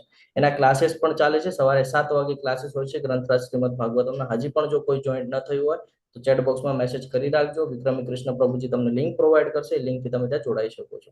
અને સાંજે કંઈક તો 4-4:30 વાગે રીડિંગના ક્લાસ ચાલે છે, એમાં પણ તમે જોડાઈ શકો છો. ત્યાં પણ તમને ગ્રંથરાજ શ્રીમદ ભાગવતમનું જ્ઞાન મળી રહેશે. આ કથા દ્વારા આપણે સમજ્યું શું થાય છે, તરત જ એને ક્લિયરન્સ આવી જાય છે કે ભાઈ મેં ઘણી બધી ભૂલ કરેલી છે, પણ એક મારાથી સારી કહીને વૃત્તિ મારી કે ભાઈ મેં મારા બાળકનું નામ નારાયણ રાખ્યું ઋષિના કહેવા પરથી, ને આજે એના નામના લીધે મારો ઉદ્ધાર થઈ ગયો. એ પછી એ બધું ત્યાગી દે છે અને કન્ટિન્યુઅસ ભગવાનનું સ્મરણ કરે છે અને ભગવાનનું શરણ સ્વીકારી લે છે. તો આ સમજવું જરૂરી છે. તેથી અર્જુન, તારે સદા કૃષ્ણ રૂપમાં રહેલા મારું ચિંતન કરતા રહેવું અને તે સાથે જ યુદ્ધ કરવાનું તારું નિર્ધારિત કર્તવ્ય કર્મ પણ કરવું જોઈએ. જો ભગવાને ફરી સમજાવે છે કે છોડીને બધું વયું નથી જવાનું. ઘણા બધાને લાગે કે ભાઈ સંન્યાસ નથી લેવાનો, ભગવાન ના પાડે છે સંન્યાસ નથી લેવાનો. તારે તારું નિયત કર્તવ્ય કર્મ કરવાનું છે. જન્મ લીધો છે, તારા ફેમિલી પ્રત્યે, તારા સમાજ પ્રત્યે, તારું જે કાંઈ પણ કર્તવ્ય કર્મ છે તારા પોતા પ્રત્યે, એ બધું તારે નિભાવવાનું છે. આપણે કહીએ કે ભાઈ હું નહીં કરું, નહીં ચાલે, કરવું જ પડશે. જન્મ લીધો છે, કાર્મિક બંધન છે, ક્લિયર કરવા જ પડશે. નહીં તો જ્યાં સુધી ક્લિયર નહીં થાય ત્યાં સુધી આવવું પડશે. તો કેવી રીતે કર્મ કરવાના છે? તો કે ભગવાનનું સ્મરણ કરતા કરતા, ભગવાનનું ચિંતન કરતા કરતા. રાઈટ સાઈડમાં એક ફોટો છે, જે ઓલા કોટ પહેરીને તમને દેખાય છે ને, એ કોઈ સાધારણ વ્યક્તિ નથી. એ છે એલ્ફર્ડ ફોર્ડ. જે ફોર્ડ કંપની છે, જે 4 વ્હીલર્સ બનાવે છે, પાર્ટ્સ બનાવે છે ઘણા બધા. તો 4 વ્હીલર કંપનીના માલિક છે એલ્ફર્ડ ફોર્ડ. એ પણ ભગવાનનું સ્મરણ કરે છે, એ પણ ભગવાનના ભક્ત છે, ને એમના ગુરુ મહારાજનું નામ છે હિઝ હોલીનેસ જયપ્રતાકા ગુરુ મહારાજ. હવે જુઓ તમે કે એનો સમય જે છે એ વધારે ભક્તિમાં નથી આપી શકતા છે ને. આટલું મોટું સામ્રાજ્ય સંભાળવાનું હોય ભૌતિક જગતની અંદર, તો ઘણી બધી મીટિંગ્સ હોય, ઘણા બધા સ્ટ્રેટર્જીઓ હોય, ઘણી બધી હોય પ્રવૃત્તિઓ. એમાં એટલા બધા વ્યસ્ત રહે છે કે એમને 24 કલાકનો સમય ઓછો પડે છે. તો શું કર્યું ખબર છે એમણે? 800 થી 900 કરોડ રૂપિયા એમને જે કાંઈ પણ ઇન્કમ કરી રહ્યા છે ને, એમાંનો અમુક ભાગ 800 થી 900 કરોડ રૂપિયા એમણે માયાપુરનું જે ટેમ્પલ છે, આજે માયાપુરનું ટેમ્પલ તમે જુઓ તો ખૂબ સરસ લાગે ને, 50,000 લોકો ત્યાં રહી શકે એવી વ્યવસ્થા છે. તમે માયાપુરના ટેમ્પલનું જે કાંઈ સ્ટ્રક્ચર જોવો છો, એમાં સૌથી મોટો ફાળો આ અમરીશ પ્રભુજીનો છે. 800 થી 900 કરોડ રૂપિયા એમણે ત્યાં ડોનેશન આપેલું છે. અને એમ પણ પાછું કીધેલું હતું કે આખું કન્સ્ટ્રક્શન પૂરું થવા સુધી જે કાંઈ પણ તમને ત્યાં લાગે એની માટે તમે મને કહેજો, હું વ્યવસ્થા કરાવી આપીશ. તો સમય નથી આપી શકતા તો આવી રીતે કરે છે કે ભાઈ જે કાંઈ પણ હું કર્મ કરી રહ્યો છું એમાંથી જે કાંઈ પણ મને મળે છે એમાંનો અમુક પાર્ટ હું ભગવાનના સેવામાં લગાડી દઉં. શું થયું આનાથી? કર્મ તો ભૌતિક જગતનું કરી રહ્યા છે, પણ શું થયું? કર્મમાં કોને સંકળાવી લીધું એમને? ભગવાનને. એટલે ભગવાનની સાથે કનેક્ટિવિટી બનાવી લીધી. કેવી રીતે? તો ભાઈ આ મને મળ્યું છે ભૌતિક જગતમાં, હવે હું અહીંયા ભગવાનમાં લગાડીશ. આ વૃત્તિ બહુ મહત્વની છે. આપણાથી આ જ નથી થતું. આપણને શું થાય? અરે દાન કરવાની વાત આવે છે, પણ શુદ્ધિકરણ કરવું જરૂરી છે પૈસાનું. શાસ્ત્રોમાં વર્ણન છે કે અમુક જગ્યાએ 50% ભાગ કીધો છે, અમુક જગ્યાએ 10% ભાગ કીધો છે. જે કાંઈ ઇન્કમ થાય એમાંથી 10% તમારે દાન કરવું જોઈએ. અને દાન એવું કરવું જોઈએ કે એક હાથથી કરે તો બીજાને ખબર ન પડવી જોઈએ. એવી રીતે દાન કરવાનું શાસ્ત્રમાં વર્ણન છે. હું કોઈક વાર તમારી સાથે એના ઉપર વિસ્તૃતથી ચર્ચા કરીશ. તો સમય નથી આપી શકતા ને, તો આવી રીતે સ્ટ્રક્ચર પણ કરી શકાય છે. એનાથી શું થાય છે કે ભાઈ એ ક્યાંક ને ક્યાંક ભગવાનના સેવામાં લાગશે. હવે જ્યારે ભગવાનના સેવામાં લાગશે એવી રીતે આપણને પણ ઓપોર્ચ્યુનિટી છે. શું ઓપોર્ચ્યુનિટી છે ખબર છે? ઇસ્કોનનું મંદિર છે આપણું, જ્યાંથી આપણને આ જ્ઞાન મળી રહ્યું છે. અહીંયા તો આપણે કોઈ ચાર્જ લેવામાં આવતા નથી, કોઈ પ્રકારે 1 રૂપિયો પણ લેવામાં આવતો નથી. પણ આપણે શું કરી શકીએ છીએ ખબર છે? ત્યાં કોલેજ નિર્માણ થઈ રહ્યું છે. શું થઈ રહ્યું છે? કોલેજનું નિર્માણ થઈ રહ્યું છે. એ કોલેજના નિર્માણમાં આપણે સહભાગ કરી શકીએ. બુક્સ ડિસ્ટ્રીબ્યુશન છે. આમ તો આપણે 500-1000 રૂપિયા તો એમ ઉડાડી દીધા હોય, પણ આપણે ભગવદ્ ગીતા લઈને કોઈને ગિફ્ટ કરી શકીએ છીએ. હા, કોઈના લગ્નમાં જઈએ, કોઈના બર્થડે પાર્ટીમાં જઈએ, કોઈકને ત્યાં નવું મકાન લે તો વાસ્તુ શાંતિ હોય ત્યાં જઈએ, કોઈકને ત્યાં ગેટ ટુગેધર હોય ત્યાં જઈએ. હા, ઘણા બધા મહિલા વર્ગ છે, એ લોકોની પણ અલગ અલગ પાર્ટીસ ચાલતી હોય, કિટ્ટી પાર્ટી ને આને તેને મીટિંગ્સ ને ત્યાં જાય. સમાજની અંદર ઘણી બધી એવી મહિલા વર્ગ છે, પુરુષ વર્ગ છે, જેમની એક સાથે બેઠકો થતી હોય. આવા જગ્યાએ તમે આ બધું પ્રોવાઈડ કરી શકો છો. આ જ્ઞાન તમે ત્યાં આપી શકો છો. કેમ? તો ભગવાન સાથે સંકળાયેલું છે.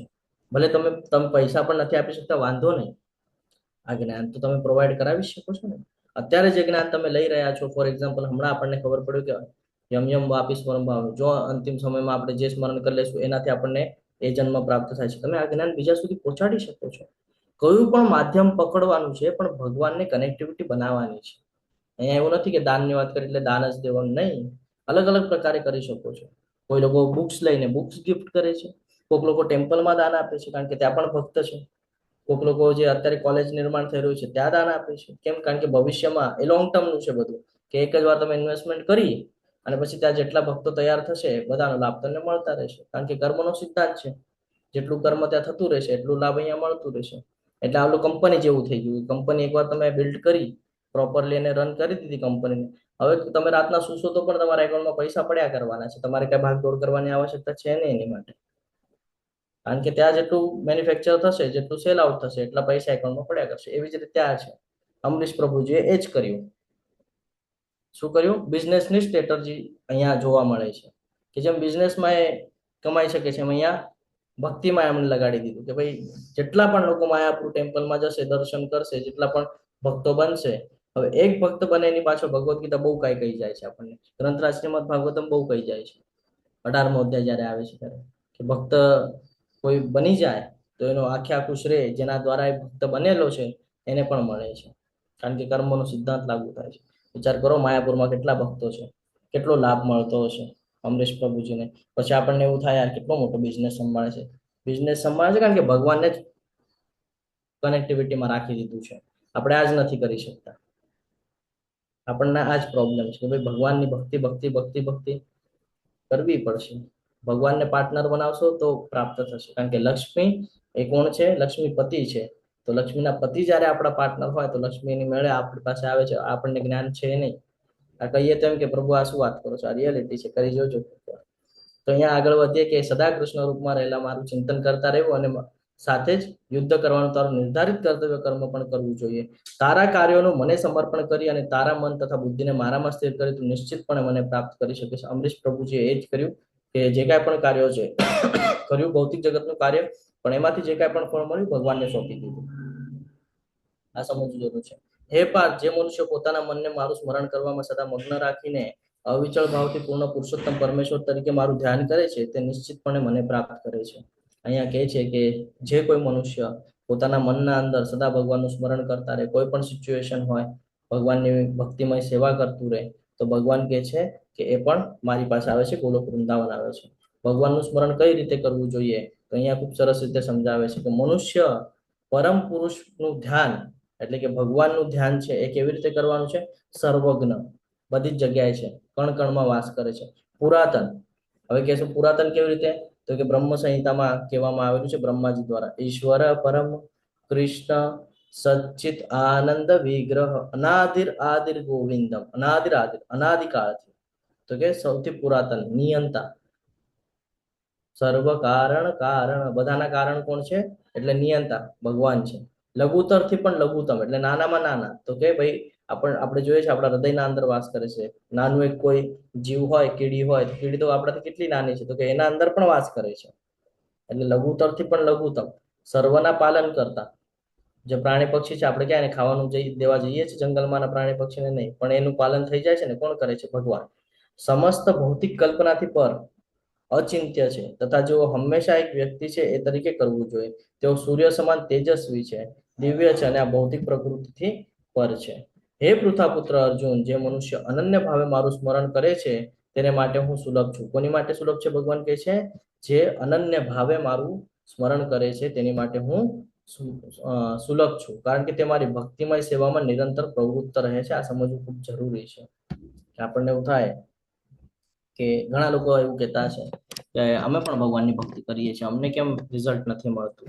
આ અહીંયા સમજવું પડશે કે જે અનન્ય ભાવે, ભાવ મહત્વનો છે. ભગવાન ભાવના ભૂખ્યા છે, બાકી ભગવાન પાસે બધું છે, ભગવાને જ આપણને બધું આપ્યું છે, તો ભગવાન ભાવના ભૂખ્યા છે. તો અનન્ય ભાવે જ્યારે આપણે ભગવાનનું સ્મરણ કરીએ છીએ ત્યારે ભગવાન એ ને કેના પ્રકારે આપણને અનુભવ કરાવે છે કે હું તારી સાથે છું. એટલે આ હંમેશા ધ્યાનમાં રાખવાનું છે. ભૌતિક વિશ્વ અને આધ્યાત્મિક વિશ્વ વચ્ચેનો તફાવત આ જ બહુ મહત્વનો પાર્ટ છે જીવનની અંદર સમજવા, કે આપણે ક્યાં હતા અને ક્યાં આવી ગયા છીએ. તો હવે ખૂબ સરસ રીતે સમજાવે છે કે મને પ્રાપ્ત કર્યા પછી મહાત્માજનો કે જેઓ ભક્તિ યોગી છે, મહાત્મા કોને કીધું છે? જે આત્માઓ મહાન છે, જે ભગવાનને સેન્ટરમાં રાખીને કર્મ કરે છે, એને ભક્તિ યોગી કીધું છે, કે જેઓ ભક્તિ યોગી છે. કારણ કે એનો યોગ એટલે કે એનું જોડાણ ભક્તિ સાથેનું છે, ભક્તિમય સેવાઓ કરે છે. તેઓ દુઃખમય એવા ક્ષણભંગુર જગતમાં કદાપી પાછા આવતા નથી, કારણ કે તેમણે પરમ સિદ્ધિ પ્રાપ્ત કરેલી છે. સિદ્ધિ પ્રાપ્ત કરવી એટલે અષ્ટસિદ્ધિ નવનિધિની વાત નથી થતી, અણિમા ગરિમા લગીમા એની વાત નથી થતી. અહીંયા સિદ્ધિ પ્રાપ્ત કરવી એટલે જન્મ મૃત્યુ જરા વ્યાધિમાંથી એના ચક્રમાંથી છૂટી જવું. અને કોણ કરી શકે છે? જે ભગવાન સાથે કનેક્ટિવ બનાવીને જીવન વ્યતીત કરે છે, જે ભક્તિ યોગી છે. અને આ જે 14 લોક છે, આ 14 લોકને કીધું છે દુઃખમય એવા ક્ષણભંગુર, એટલે આ દુઃખાલયમ કીધું છે આને. જો અહીંયા કીધું છે ને મામુપેત્ય પુનર્જન્મ દુઃખાલયમ અશાશ્વતમ, કેવું છે?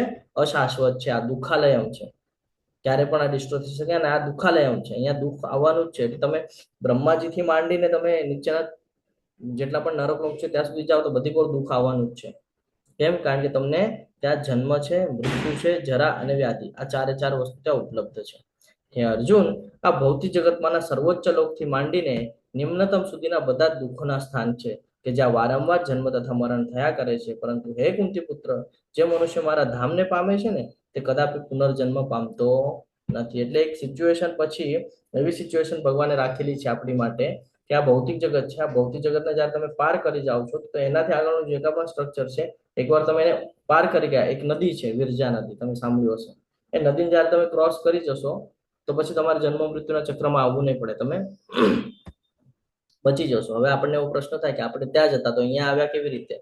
તો આપણને નાનકડી સ્વતંત્રતા આપેલી છે ને આંશિક, એના લીધે આપણે આવ્યા અહીંયા જોઈને કે ભાઈ મારે પણ એવા ભોગવવા છે ને આપણે આવ્યા. ભગવાનથી જયારે અલગ થયા ને ત્યારે અહીંયા આવ્યા, સમજ્યા? ભક્તિમાંથી જયારે ભક્તિમય સેવાઓ છૂટી ગઈ આપણી એટલે અહીંયા આવ્યા. માનવીય ગણના અનુસાર 1000 યુગ મળીને બ્રહ્માજીનો એક દિવસ થાય છે, વળી તેમની એક રાત્રિ પણ આટલી જ છે. એટલે એમનો એક દિવસ અને એક રાત્રિની આ ગણના કે છે જે આપણે પાછળ જોઈ ગયા છે. બ્રહ્માજીના દિવસના આરંભકાળે બધા જીવો અવ્યક્ત દશામાંથી વ્યક્ત થાય છે, અને પછી જ્યારે બ્રહ્માંડની રાત પડે છે ત્યારે તેઓ પુનઃ અવ્યક્ત દશાને પામે છે. આનો અર્થ એવું છે કે જે કાંઈ પણ જીવ છે, હવે આપણને એવું થાય કે જ્યારે પૃથ્વી નષ્ટ થઈ જાય છે ત્યારે આપણે ક્યાં જઈએ છીએ? અથવા તો 14 લોક છે નષ્ટ થાય ત્યારે આપણે ત્યારે પણ હોઈએ છીએ, જેમ આપણે માતાના ગર્ભમાં હોઈએ છીએ તો આપણને ખબર છે કે આપણે શું કરતા હોઈએ છીએ? નથી ખબર. એવી અવ્યક્ત અવસ્થામાં આપણે હોઈએ છીએ. પછી જ્યારે ભૌતિક જગતમાં આવી જઈએ, માતાના ગર્ભમાંથી બહાર આવીએ તો પછી આપણું હસવાનું, બોલવાનું, રમવાનું બધું ચાલુ થઈ જાય છે. આ સમજવું જરૂરી છે. આપણે ત્યારે પણ હતા અને અત્યારે પણ છીએ. જ્યારે ડિસ્ટ્રોય થઈ જશે ત્યારે પણ આત્મા રહેવાની છે, આત્મા ડિસ્ટ્રોય થવાની નથી. તો આ સમજવું ખૂબ જરૂરી છે.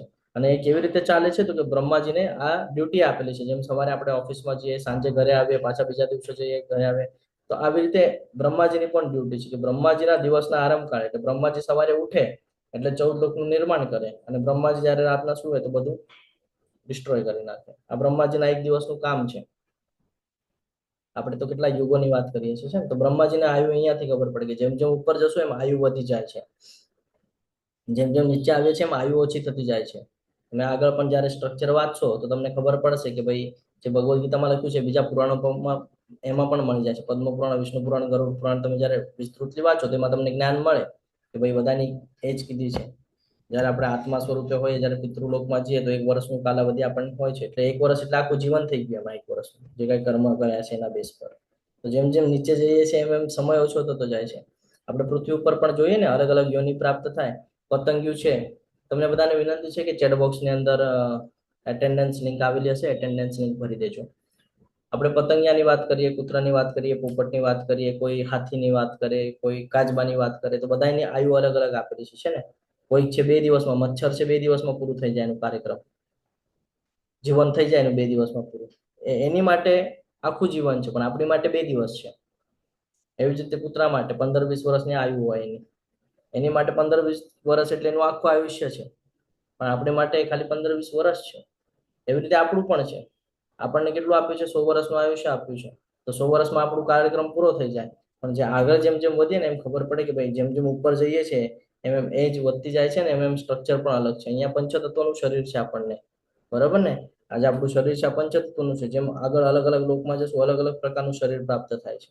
આ શાસ્ત્રોમાં વર્ણન છે વિસ્તૃત. આગળ કે છે વારંવાર જ્યારે બ્રહ્માનો દિવસ ઉદય પામે છે ત્યારે બધા જો પ્રગટ થાય છે અને બ્રહ્માની રાત શરૂ થતા તેઓ અસહાયપણે નાશ પામે છે. એટલે આ સમજવું જરૂરી છે અહીંયા. આ સિવાય એક અન્ય અવ્યક્ત પ્રકૃતિ છે જે શાશ્વત છે. ભગવાન કહે છે આ ભૌતિક જગત તો મેં તમને કહી દીધું, જે બને છે ને ખરાબ થાય છે, એટલે તૈયાર થાય છે ને ડિસ્ટ્રોય થાય છે, બરાબર. પણ હજી એક એવી પ્લેસ રાખી છે મેં જીવ માટે. કઈ પ્લેસ છે? તો કે એવી અવ્યક્ત પ્રકૃતિ છે જે શાશ્વત છે. જો આ બધું નષ્ટ થશે તો પણ એ નષ્ટ નહીં થાય.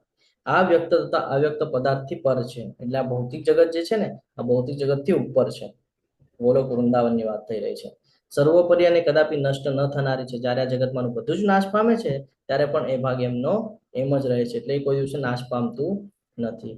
જેને વેદાંતિ અપ્રગટ તથા અવિનાશી કહે છે. શું કહે છે? જેને વેદાંતિ અપ્રગટ તથા અવિનાશી, જે પરમ ગતિ કહેવાય છે, જેને પ્રાપ્ત કર્યા પછી કોઈએ ત્યાંથી પાછા આવવું પડતું નથી, એ મારું ધામ છે. ભગવાન કહે છે મારું પરમ ધામ છે. કે એકવાર ત્યાં તમે ગયા ને ત્યાંથી ફરી પાછું તમારે નીચે આવવાની આવશ્યકતા, એટલે તમારું પતન નથી થતું. કહેવાનો ભાવ અર્થ અહીંયા એ છે કે ભાઈ પતન નહીં થાય. એકવાર તમે ત્યાં પહોંચી ગયા ને તેનું એટમોસ્ફિયર, તેનું સ્ટ્રક્ચર બધું એવું છે કે કોઈ દિવસે તમે ભૌતિક જગતમાં આવવાની ઈચ્છા નહીં કરો. એટલું બધું છે ત્યાં. ભગવાન એ સમજાવે છે અહીંયા આપણને. અહીંયા આ ગોલોક ચાર્ટ આવેલો છે, આપણે એને થોડાકમાં સમજવાનો પ્રયત્ન કરીએ તો આપણને અહીંયા ઝૂમ કરવાનો પ્રયત્ન કરું.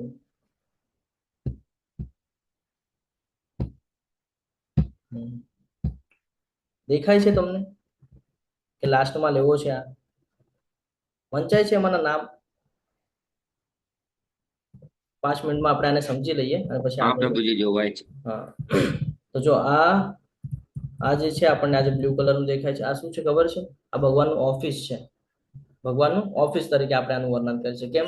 કારણ કે જે તમે વિષ્ણુઓના નામ લ્યો છો ને, વિષ્ણુ સહસ્ત્ર નામાવલી, જેની અંદર અનિરુદ્ધાય નમઃ, પ્રદ્યુમ્નાય નમઃ, એવા બધા નામ તમે સાંભળો છો. જે ગ્રંથરાજ શ્રીમદ ભાગવતમના ફર્સ્ટ સ્કંદ, પહેલો સ્કંદ જે છે એના પુષ્ઠભાગ ઉપર જ આનું વર્ણન છે.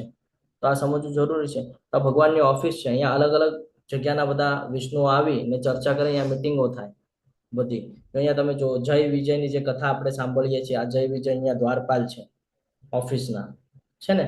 તો આ એ સ્ટ્રક્ચર છે. આનાથી નીચે જ્યારે આપણે આવીએ તો આપણને ખબર પડે કે ભાઈ આ જો આ બ્રહ્મ જ્યોતિષ છે, જે કહે છે ને કે ભાઈ બ્રહ્મ માલિન થઈ ગયા, બ્રહ્મ માલિન થઈ ગયા. આ બ્રહ્મ ભગવાનનું તેજ છે. શું છે? ભગવાનનું તેજ, એને બ્રહ્મ જ્યોતિ કહેવાય છે. આ સદાશિવ લોક છે, બરાબર. હવે આ જે લાઈન દેખાય છે તમને, આ લાઈન શું છે ખબર છે? આ વિરજા નદી છે. જો અહીંયાથી આ તમને બધું બ્લુ બ્લુ બ્લુ બ્લુ દેખાય છે. આ જે બ્લુ બ્લુ છે ને આ વિરજા નદી છે. આ નદીને જ્યારે તમે પાર કરો, આનો ઉલ્લેખ તમને પદ્મપુરાણની અંદર પણ ક્યાંક મળશે અને ગરુડ પુરાણમાં તમને ડિટેલ્સમાં મળશે કે ભાઈ આ વિરજા નદીને પાર કરે ત્યારે ગોલોક વૃંદાવન જઈ શકાય. એટલે ભગવાનના પેલા ઓફિસમાં અને પછી ભગવાનનું સ્થાન, એ આપણે પછી આગળ સમજીએ ભગવાનનું સ્થાન. તો આ વિરજા નદી છે.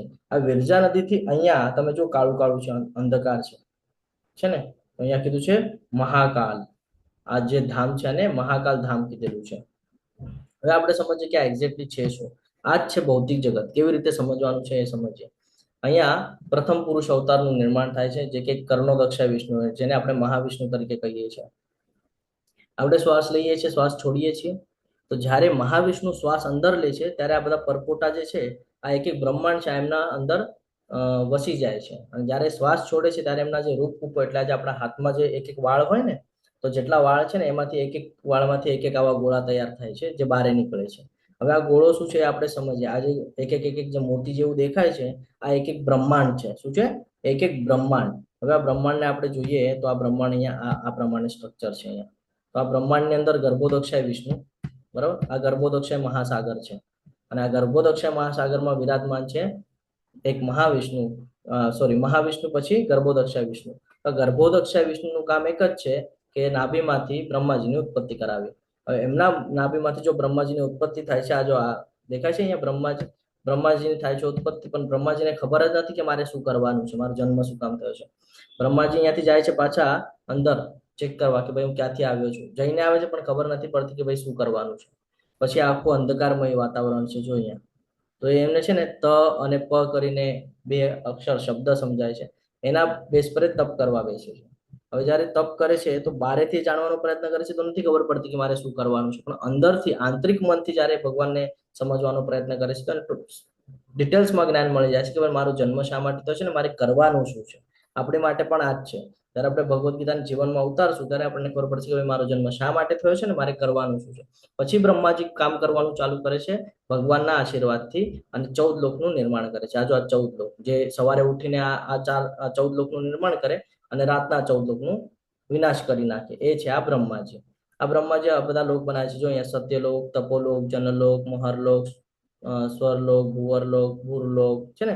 આ ભૂરલોક એટલે પૃથ્વી જ્યાં આપણે નિવાસ કરીએ છીએ. એનાથી નીચે 3 લોક કે છે એટલે ઉપરના 6 લોક અને આપણું એક પૃથ્વી અને પછી એનાથી નીચેના લોક, આવી રીતે એને ડિવાઈડ કરેલું છે એટલે એને 3 લોક કહેવામાં આવે છે, 3 લોકના સ્વામી. બરાબર છે. એનાથી નીચે તો કે અતલા, વિતલા, સુતલા, તલાતલા, મહાતલા, રસતલા અને પાતલા. આ ચાર્ટ આપણે સમજવા જઈએ તો આને 1 થી 1.5 કલાક લાગે છે. હરે કૃષ્ણ. હા, આ ચાર્ટ આપણે સમજવા જઈએ તો આને 1 થી 1.5 કલાક લાગે છે, પણ અહીંયા આપણે ઓવરવ્યુ લઈ રહ્યા છે એનું. લેવલ 2 ની અંદર જશું ત્યારે આપણે વિસ્તૃત સમજશું, ત્યારે ભક્તિ વૃક્ષામાં આવશું ત્યારે આપણે વિસ્તૃતમાં સમજશું. તો આ એ છે, બરાબર છે. એમાં જો અહીંયા ધ્રુવ લોકા દેખાય છે તો ધ્રુવની કથા આપણને બધાને ખબર છે કે ભાઈ એમને પણ એક લોક આપવામાં આવેલું છે, તો આ ધ્રુવ લોક છે. આ 14 લોકની બાજુમાં ધ્રુવ લોક આપેલું છે. હવે અહીંયા અલગ અલગ આપણને એલિમેન્ટ્સ દેખાય છે જો અર્થ, વોટર, ફાયર, એર, ઇથર છે ને. તો આ બધું અલગ અલગ તત્વો છે. અહીંયા પંચતત્વ, પછી આ મહત તત્વ છે ને, અહંકાર ને બધું તૈયાર થયું.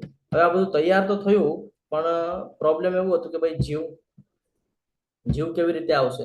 બધું તૈયાર તો કરી આપ્યું છે, તો જીવની માટે એમણે કર્યું એવું કે દ્રષ્ટિપાત કર્યો રમાદેવી ઉપર. હવે રમાદેવી ઉપર દ્રષ્ટિપાત કર્યો તો શિવ અને શક્તિ દ્વારા, બરોબર. આ રમાદેવી એટલે માયાદેવી અને રમાદેવી અને શંભુ એટલે કે શંકર ભગવાન, આ બંનેના મિલનથી અલગ અલગ જે કહીએ ને કે ભાઈ જીવ છે, આ જીવ તૈયાર થયા છે બધા. અને આ માયાદેવી જે આપણા ઉપર પ્રભાવ નાખે છે, સત્વગુણ, રજોગુણ, તમોગુણ, આ એ છે માયાદેવી. જો ક્યાં છે, આખા 14 લોક થી ઉપર છે. હવે વિચાર કરો, બ્રહ્માજીને પણ માયાદેવી હરી લીધેલું હતું. ગ્રંથરાજ શ્રીમદ ભાગવતમાં વર્ણન છે કે એમને પણ હારી લીધેલો હતો, એમનાથી પણ ભૂલ થઈ ગઈ હતી. એક વાર ની ઘણી વાર ભૂલ થાય છે બ્રહ્માજીથી, ઘણા બધા વર્ણન આવે છે. તો માયાદેવી એમના પર પણ પ્રભાવ નાખીશ તો આપણે કયા ખેતના મૂડી છીએ, પછી આપણે તો કેટલા નીચે રહીએ છીએ, બરાબર ને. તો આવી રીતે નિર્માણ થયું. પછી હવે એવું થયું કે ભાઈ 14 લોકનું નિર્માણ થઈ ગયું, બધા જીવ નિર્માણ થઈ ગયા, બધી યોનિઓ નિર્માણ થઈ ગઈ, પણ હવે ધ્યાન કોણ રાખશે કે ભાઈ કોના કર્મ કેવા છે ને જવાનું ક્યાં છે. તો એની માટે થઈને હજી એક સ્વરૂપ બનાવ્યું, ત્રીજો પુરુષ અવતારનું નિર્માણ થયું, જેને આપણે શિરોદક્ષા વિષ્ણુ તરીકે સંબોધન કરે છે. અને શિરોદક્ષા વિષ્ણુ દરેક જીવના હૃદયમાં રહે છે, ત્યાં બેસીને જુએ છે, નિરીક્ષણ કરે છે કે તમે શું કરો છો અને શું નહીં. તો આ આવી રીતે સ્ટ્રક્ચર આખું તૈયાર થયું છે ભૌતિક જગતનું. હવે આપણે ફરીથી આધ્યાત્મિક જગત તરફ આગળ વધીએ. 1-2 મિનિટમાં ફટાકથી આપણે સમજી લઈએ. તો જો હવે આનાથી ઉપરનું જે સ્ટ્રક્ચર છે ને એ આ છે. આનાથી ઉપર જ્યાં ભગવાન નિવાસ કરે છે એ સ્ટ્રક્ચર જો સમજવું હોય તો આ સ્ટ્રક્ચર છે. અને જો અહીંયા સાઈડમાં પણ બધું ડિટેલ્સમાં લખેલું છે. તમને આ ગોલોક ચાર્ટ પણ તમે મંગાવી શકો છો. ગોલોક ચાર્ટની લિંક તમને વિક્રમી પ્રભુજી ગ્રુપના અંદર શેર કરી દેશે. જો અહીંયા જુઓ તો તમે ખબર પડે, અહીંયા ભગવાન શ્રી કૃષ્ણ અને રાધા રાણી છે, અહીંયા એમના બધા સખીઓ છે. જો આ સખીઓ છે બધી, આજે તમે હમણાં આપણે નામની ચર્ચા કરતા હતા એ, બરાબર છે. અહીંયા જુઓ તમે તો અહીંયા તમને મથુરા અને બધું દ્રષ્ટિપાત થશે. બાજુ મથુરા, જગન્નાથપુરી, દ્વારકા દેખાય છે ને. આ બધા સ્થળ છે, આ બધું પાર કરીને અહીંયા જવાનું હોય છે. આ મેઇન કહીએ ને કે ભાઈ ભગવાનનું સ્થાન છે જ્યાં ભગવાન હોય છે. આનું ડિટેલ્સમાં આપણે ચર્ચા ફરી કોઈક વાર કરશું, કારણ કે અહીંયા સમયની આપણને પાબંદી છે એટલે આપણે ડિટેલ્સમાં જતા નથી. બાકી લેવલ 2 ના અંદર અથવા તો પછી કોઈ દિવસે ભક્તિ વૃક્ષાની અંદર આપણે એની ચર્ચા કરશું. તો આવી રીતે આખું સ્ટ્રક્ચર છે. આ ભૌતિક જગત છે. આ અહીંયાથી નીચેનું જે કાંઈ પણ છે આ ભૌતિક જગત છે. આ ભગવાનનું ઓફિસ છે અને આ ભગવાનનું ધામ છે. તમે એકવાર આને પાર કરી લીધું એટલે અહીંયાથી તમે બ્રહ્માજીથી આગળ આવીને તમે જ્યારે આને પાર કરી લીધું તો તમે કોઈ દિવસે ફરી પાછા આ દુઃખાલયની અંદર જશો નહીં. અને એને પાર કરવા માટે જો અહીંયાથી એક લાઈન જઈ રહી છે. આ લાઈન શું છે ખબર છે? હરે કૃષ્ણ મહામંત્રની લાઈન છે. જે તમને અહીંયા લઈ જાય છે ને, અહીંયાથી પાછી જો આ લાઈન ઉપર જાય છે, અહીંયાથી દેખાય છે, આ જો ઉપર જાય છે, તો આ ઉપર ક્યાં જાય છે? અહીંયા ગોલોક વૃંદાવન સુધી, એટલે ભગવાનના ધામ સુધી જાય છે. આ સમજવું જરૂરી છે આપણને. આ વૈકુંઠ લોક છે અને આ ગોલોક વૃંદાવન છે. આમાં બહુ મોટો તફાવત છે. ઘણા બધા લોકોને આ કન્ફ્યુઝન હોય તો ભાઈ ગોલોક વૃંદાવન જ વૈકુંઠ છે. નહીં, વૈકુંઠ એટલે આ અને ગોલોક વૃંદાવન એટલે આ. વૃંદાવનમાં ભગવાનનું સ્થાન છે, વૈકુંઠની અંદર મિટિંગો ચાલે છે. આટલું સમજવું જરૂરી છે. હવે તમે કહેશો કે હરે કૃષ્ણ મહામંત્ર શું કામ? તો આપણે કલયુગની અંદર જીવન વ્યતીત કરી રહ્યા છે. કલયુગનો યુગ ધર્મ છે. અલગ અલગ યુગમાં અલગ અલગ માધ્યમ હતા ભગવાનના સાનિધ્યમાં રહેવા. તો અત્યારે કલયુગ ચાલી રહ્યો છે. કલયુગનો યુગ ધર્મ છે કે હરિર નામ કેવલમ કલો નાસ્તે વગતિર અન્યતા. બીજો કોઈ રસ્તો નથી, બીજો કોઈ રસ્તો નથી, બીજો કોઈ રસ્તો નથી. ખાલી અને ખાલી ભગવાનના પવિત્ર નામનો જપ. એવી જ રીતે ભગવદ્ ગીતાના 10મા અધ્યાયના 25મા શ્લોકમાં પણ કીધેલું છે, યજ્ઞ નામ જપ યજ્ઞોસ્મી, કે પવિત્ર નામનો જપ હું છું. ભગવાન પોતે કહી રહ્યા છે. અને ઘણી બધી જગ્યાએ એનું વર્ણન આવે છે.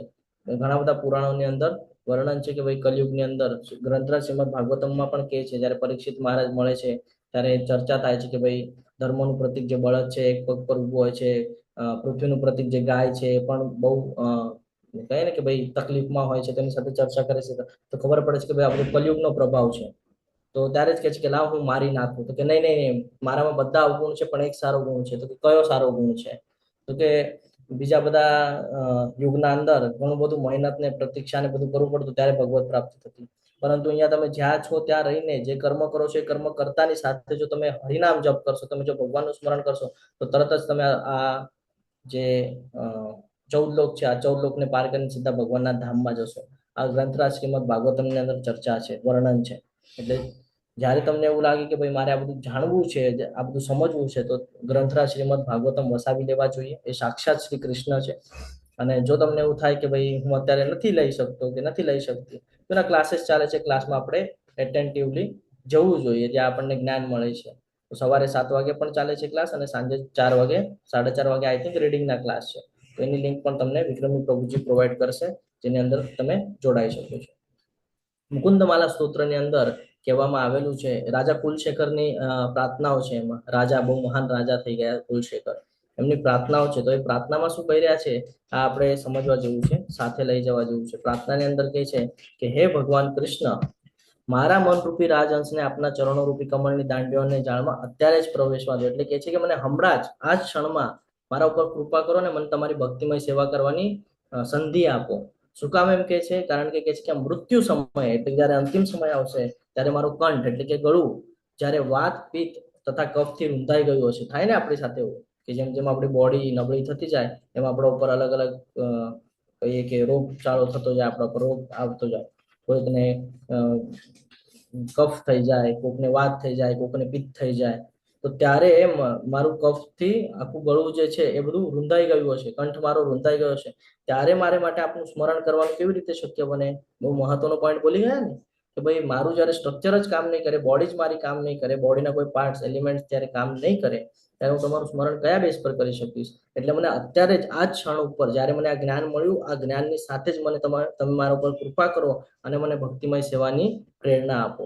આ મુકુંદમાલા સ્તોત્રની અંદર રાજા કુલશેખરની પ્રાર્થનાઓની અંદરનું એક વર્ણન આપણે અહીંયા જોયું છે. તો આપણે પણ એવું સ્ટ્રક્ચર સમજવું જોઈએ કે આપણે પણ જ્યારથી આ જ્ઞાન પ્રાપ્ત થઈ જાય ત્યારથી ભગવાનના સાનિધ્યમાં આવી જવું જોઈએ. કારણ કે અંતિમ સમય કેવો આવવાનો છે આપણને ખબર નથી, આપણો અંતિમ સમય ક્યારે આવવાનો છે એ પણ આપણને ખબર નથી. જેઓ સૌથી મહાન છે તે પૂર્ણ પુરુષોત્તમ પરમેશ્વર અનન્ય ભક્તિ દ્વારા જ પ્રાપ્ત થઈ શકે છે. જો બીજું તમે કેટલું પણ યજ્ઞ કરી લેશો, મોટા મોટું દાન કરી લેશો, કરોડો રૂપિયા દાન કરી લેશો, બધું કરી લેશો, પણ તમને ભગવત પ્રાપ્તિ નહીં થાય. ક્યારે થશે? અનન્ય ભક્તિ દ્વારા. કારણ કે ભગવાન ભાવના ભૂખ્યા છે. તો શું કરવું પડશે? અનન્ય, બીજું અન્ય કાંઈ નહીં, ખાલી ભક્તિ. કોઈને એવું હોય કે પ્રભુ મારી પાસે તો ફાઇનાન્શિયલ હું સ્ટ્રોંગ નથી, ફાઇનાન્શિયલી હું બહુ વીક છું, હું જ બીજા ઉપર નિર્ભર છું, તો એની માટે તો એટલા માટે ભગવાન કહે છે કે અનન્ય ભક્તિ કરો, કન્ટિન્યુઅસ ભક્તિમય સેવામાં રચ્યા પચ્યા રહો, કોઈ પણ કર્મ કરો, ફળ મને સમર્પિત કરી દો. ભગવાન કહે છે તેઓ પોતાના ધામમાં વિદ્યમાન રહે છે, તેમ છતાં તેઓ સર્વત્ર વ્યાપેલા છે અને તેમની અંદર બધું જ સ્થિત છે. ભગવાન જે છે એ રહે છે ક્યાં? એમના ધામમાં, તો પણ બધી જગ્યાએ વ્યાપેલા છે શિરોદક્ષાય વિષ્ણુ તરીકે, અને બધું એમની અંદર સ્થિત છે. હમણાં આપણે જોઈ ગયા છે ને મહાવિષ્ણુ. શું તમને ખાતરી છે કે આ વિશ્વ દુઃખાલયમ છે કે સુખાલયમ? તો આ દુઃખાલયમ છે. શું કામ દુઃખાલયમ છે? કારણ કે અહીંયા દુઃખ આવે છે, બધું અહીંયા કહે ને કે ભાઈ સુખ ક્ષણિકનું છે અને દુઃખ મોટું છે. જો તમારા જીવનની અંદર સુખ થોડા સમય માટે આવશે, કોઈ એકાદી સિચ્યુએશન થઈ ક્રિએટ, તમે ખુશ થયા, વિધિન અડધો 1 કલાકની અંદર તમે પાછા નોર્મલ થશો ને બેક ટુ દુઃખ. આ એક સાયકલ છે. દુઃખ વધારે પ્રમાણમાં રહેશે અહીંયા અને સુખ ઓછા પ્રમાણમાં રહેશે. આવું સ્ટ્રક્ચર તમે જ્યારે ગ્રંથરાજ શ્રીમદ ભાગવતમ વાંચો તો એની અંદર પણ તમને મળી રહેશે, પદ્મ પુરાણમાં પણ મળશે, વિષ્ણુ પુરાણમાં પણ મળશે, ગરુડ પુરાણમાં પણ મળશે, બ્રહ્મ સંહિતામાં પણ મળશે. એટલે તમે કયા પણ શાસ્ત્રને જો તમે વાંચશો તો એની અંદર તમને આ ઉલ્લેખ મળશે ને મળશે કે આ જે દુઃખાલય છે, આજે 14 લોક છે. કોઈને એવું થાય કે ભાઈ હું સ્વર્ગ લોકમાં વયો જઈશ, ત્યાં તો બહુ અપ્સરા હશે ને, ત્યાં તો હું મસ્ત મદિરા પાન કરીશ અને એન્જોય કરીશ. ત્યાં પણ દુઃખ છે, કારણ કે ત્યાં કોણ છે ખબર છે? ત્યાં ઇન્દ્ર છે. ઇન્દ્ર એટલે એક પદવી છે, જે દેવોના કહીએ ને કે રાજા છે, દેવી દેવતાઓના રાજા છે. કોણ? ઇન્દ્ર. એ એક પદવી છે. એ તમને કઈ કરવા જ નહીં દે પહેલી વાત તો. કારણ કે જ્યારે હિરણ્યકશ્યપ ને એની જ્યારે આપણે વાત કરીએ તો એ પણ બ્રહ્માજીનું સ્મરણ કરતા હતા કન્ટિન્યુઅસ. તો ઇન્દ્રદેવને ટેન્શન આવી ગયું કે ભાઈ આ આટલું બધું તપ કરશે તો આ મારી જગ્યા લઈ લેશે. તો એમને એમની જગ્યા ખોવી નહોતી. તરત બ્રહ્માજીને રિક્વેસ્ટ કરે છે, કારણ કે દેવતાઓના રાજા છે. તરત બ્રહ્માજીને કહે છે, જાઓ બાબા નીચે શું છે જોઈ આવો, આ મારી જગ્યા લેવા માંગે છે, જાઓ નીચે. ઓલા રાફડા તૈયાર થઈ જાય છે, તમે ક્યારેક સ્ટોરી સાંભળી હોય તો જાય છે નીચે ને પછી લોકોની વચ્ચે ચર્ચા થાય છે ને પછી એવું વરદાન માંગી લે છે કે કોઈ દિવસે ન મારી શકે, રાતના નહીં, અસ્ત્ર નહીં, શસ્ત્ર નહીં, દેવી નહીં, દેવતા નહીં, છે ને, અસુર નહીં, એવું બધું માગી લે છે. પછી નરસિંહમાં અવતાર લઈને ભગવાન આવે છે તો બ્રહ્માજી કન્ફ્યુઝન થઈ જાય છે બ્રહ્માજીને કે 14 લોકનું નિર્માણ તો મેં કરેલું છે. તરત લેપટોપ લઈને ચેક કરે છે કે ભાઈ આવી કોઈ યોની તો મેં બનાવી નથી, આ ક્યાંથી આવી ગઈ? તો આ ભગવાન છે કે જે બ્રહ્માજીથી પણ ઉપર છે. એટલે આ સમજવું પડશે કે ભગવાન જે છે કોઈ પણ સિચ્યુએશન બનાવી શકે છે, કોઈ પણ સિચ્યુએશનમાં ભક્તનો ઉદ્ધાર કરી શકે છે. આપણે ખાલી એ ગણનામાં આવવા જોઈએ. એટલે આ સમજવું જરૂરી છે. જો અહીંયા આપણે ચર્ચા કરીએ કે કેમ ભક્તિ કરવી જરૂરી છે, ભક્તિથી બધું પ્રાપ્ત થાય છે, તો અહીંયા ખૂબ સરસ રીતે સમજાવ્યું છે. વેદેશુ યજ્ઞેશુ તપસુ ચૈવ દાનેશુ યત પુણ્ય ફલમ પ્રદિષ્ટમ. અહીંયા કહે છે કે જે મનુષ્ય ભક્તિમય સેવાનો માર્ગ સ્વીકારે છે, એટલે કે ભક્તિમય સેવાના કયા કયા માર્ગ છે કન્ટિન્યુઅસ આપણે ચર્ચા કરીએ કે ભક્તિમય સેવાની શરૂઆત કેવી રીતે થાય છે ને કેમ એમાં આગળ વધે.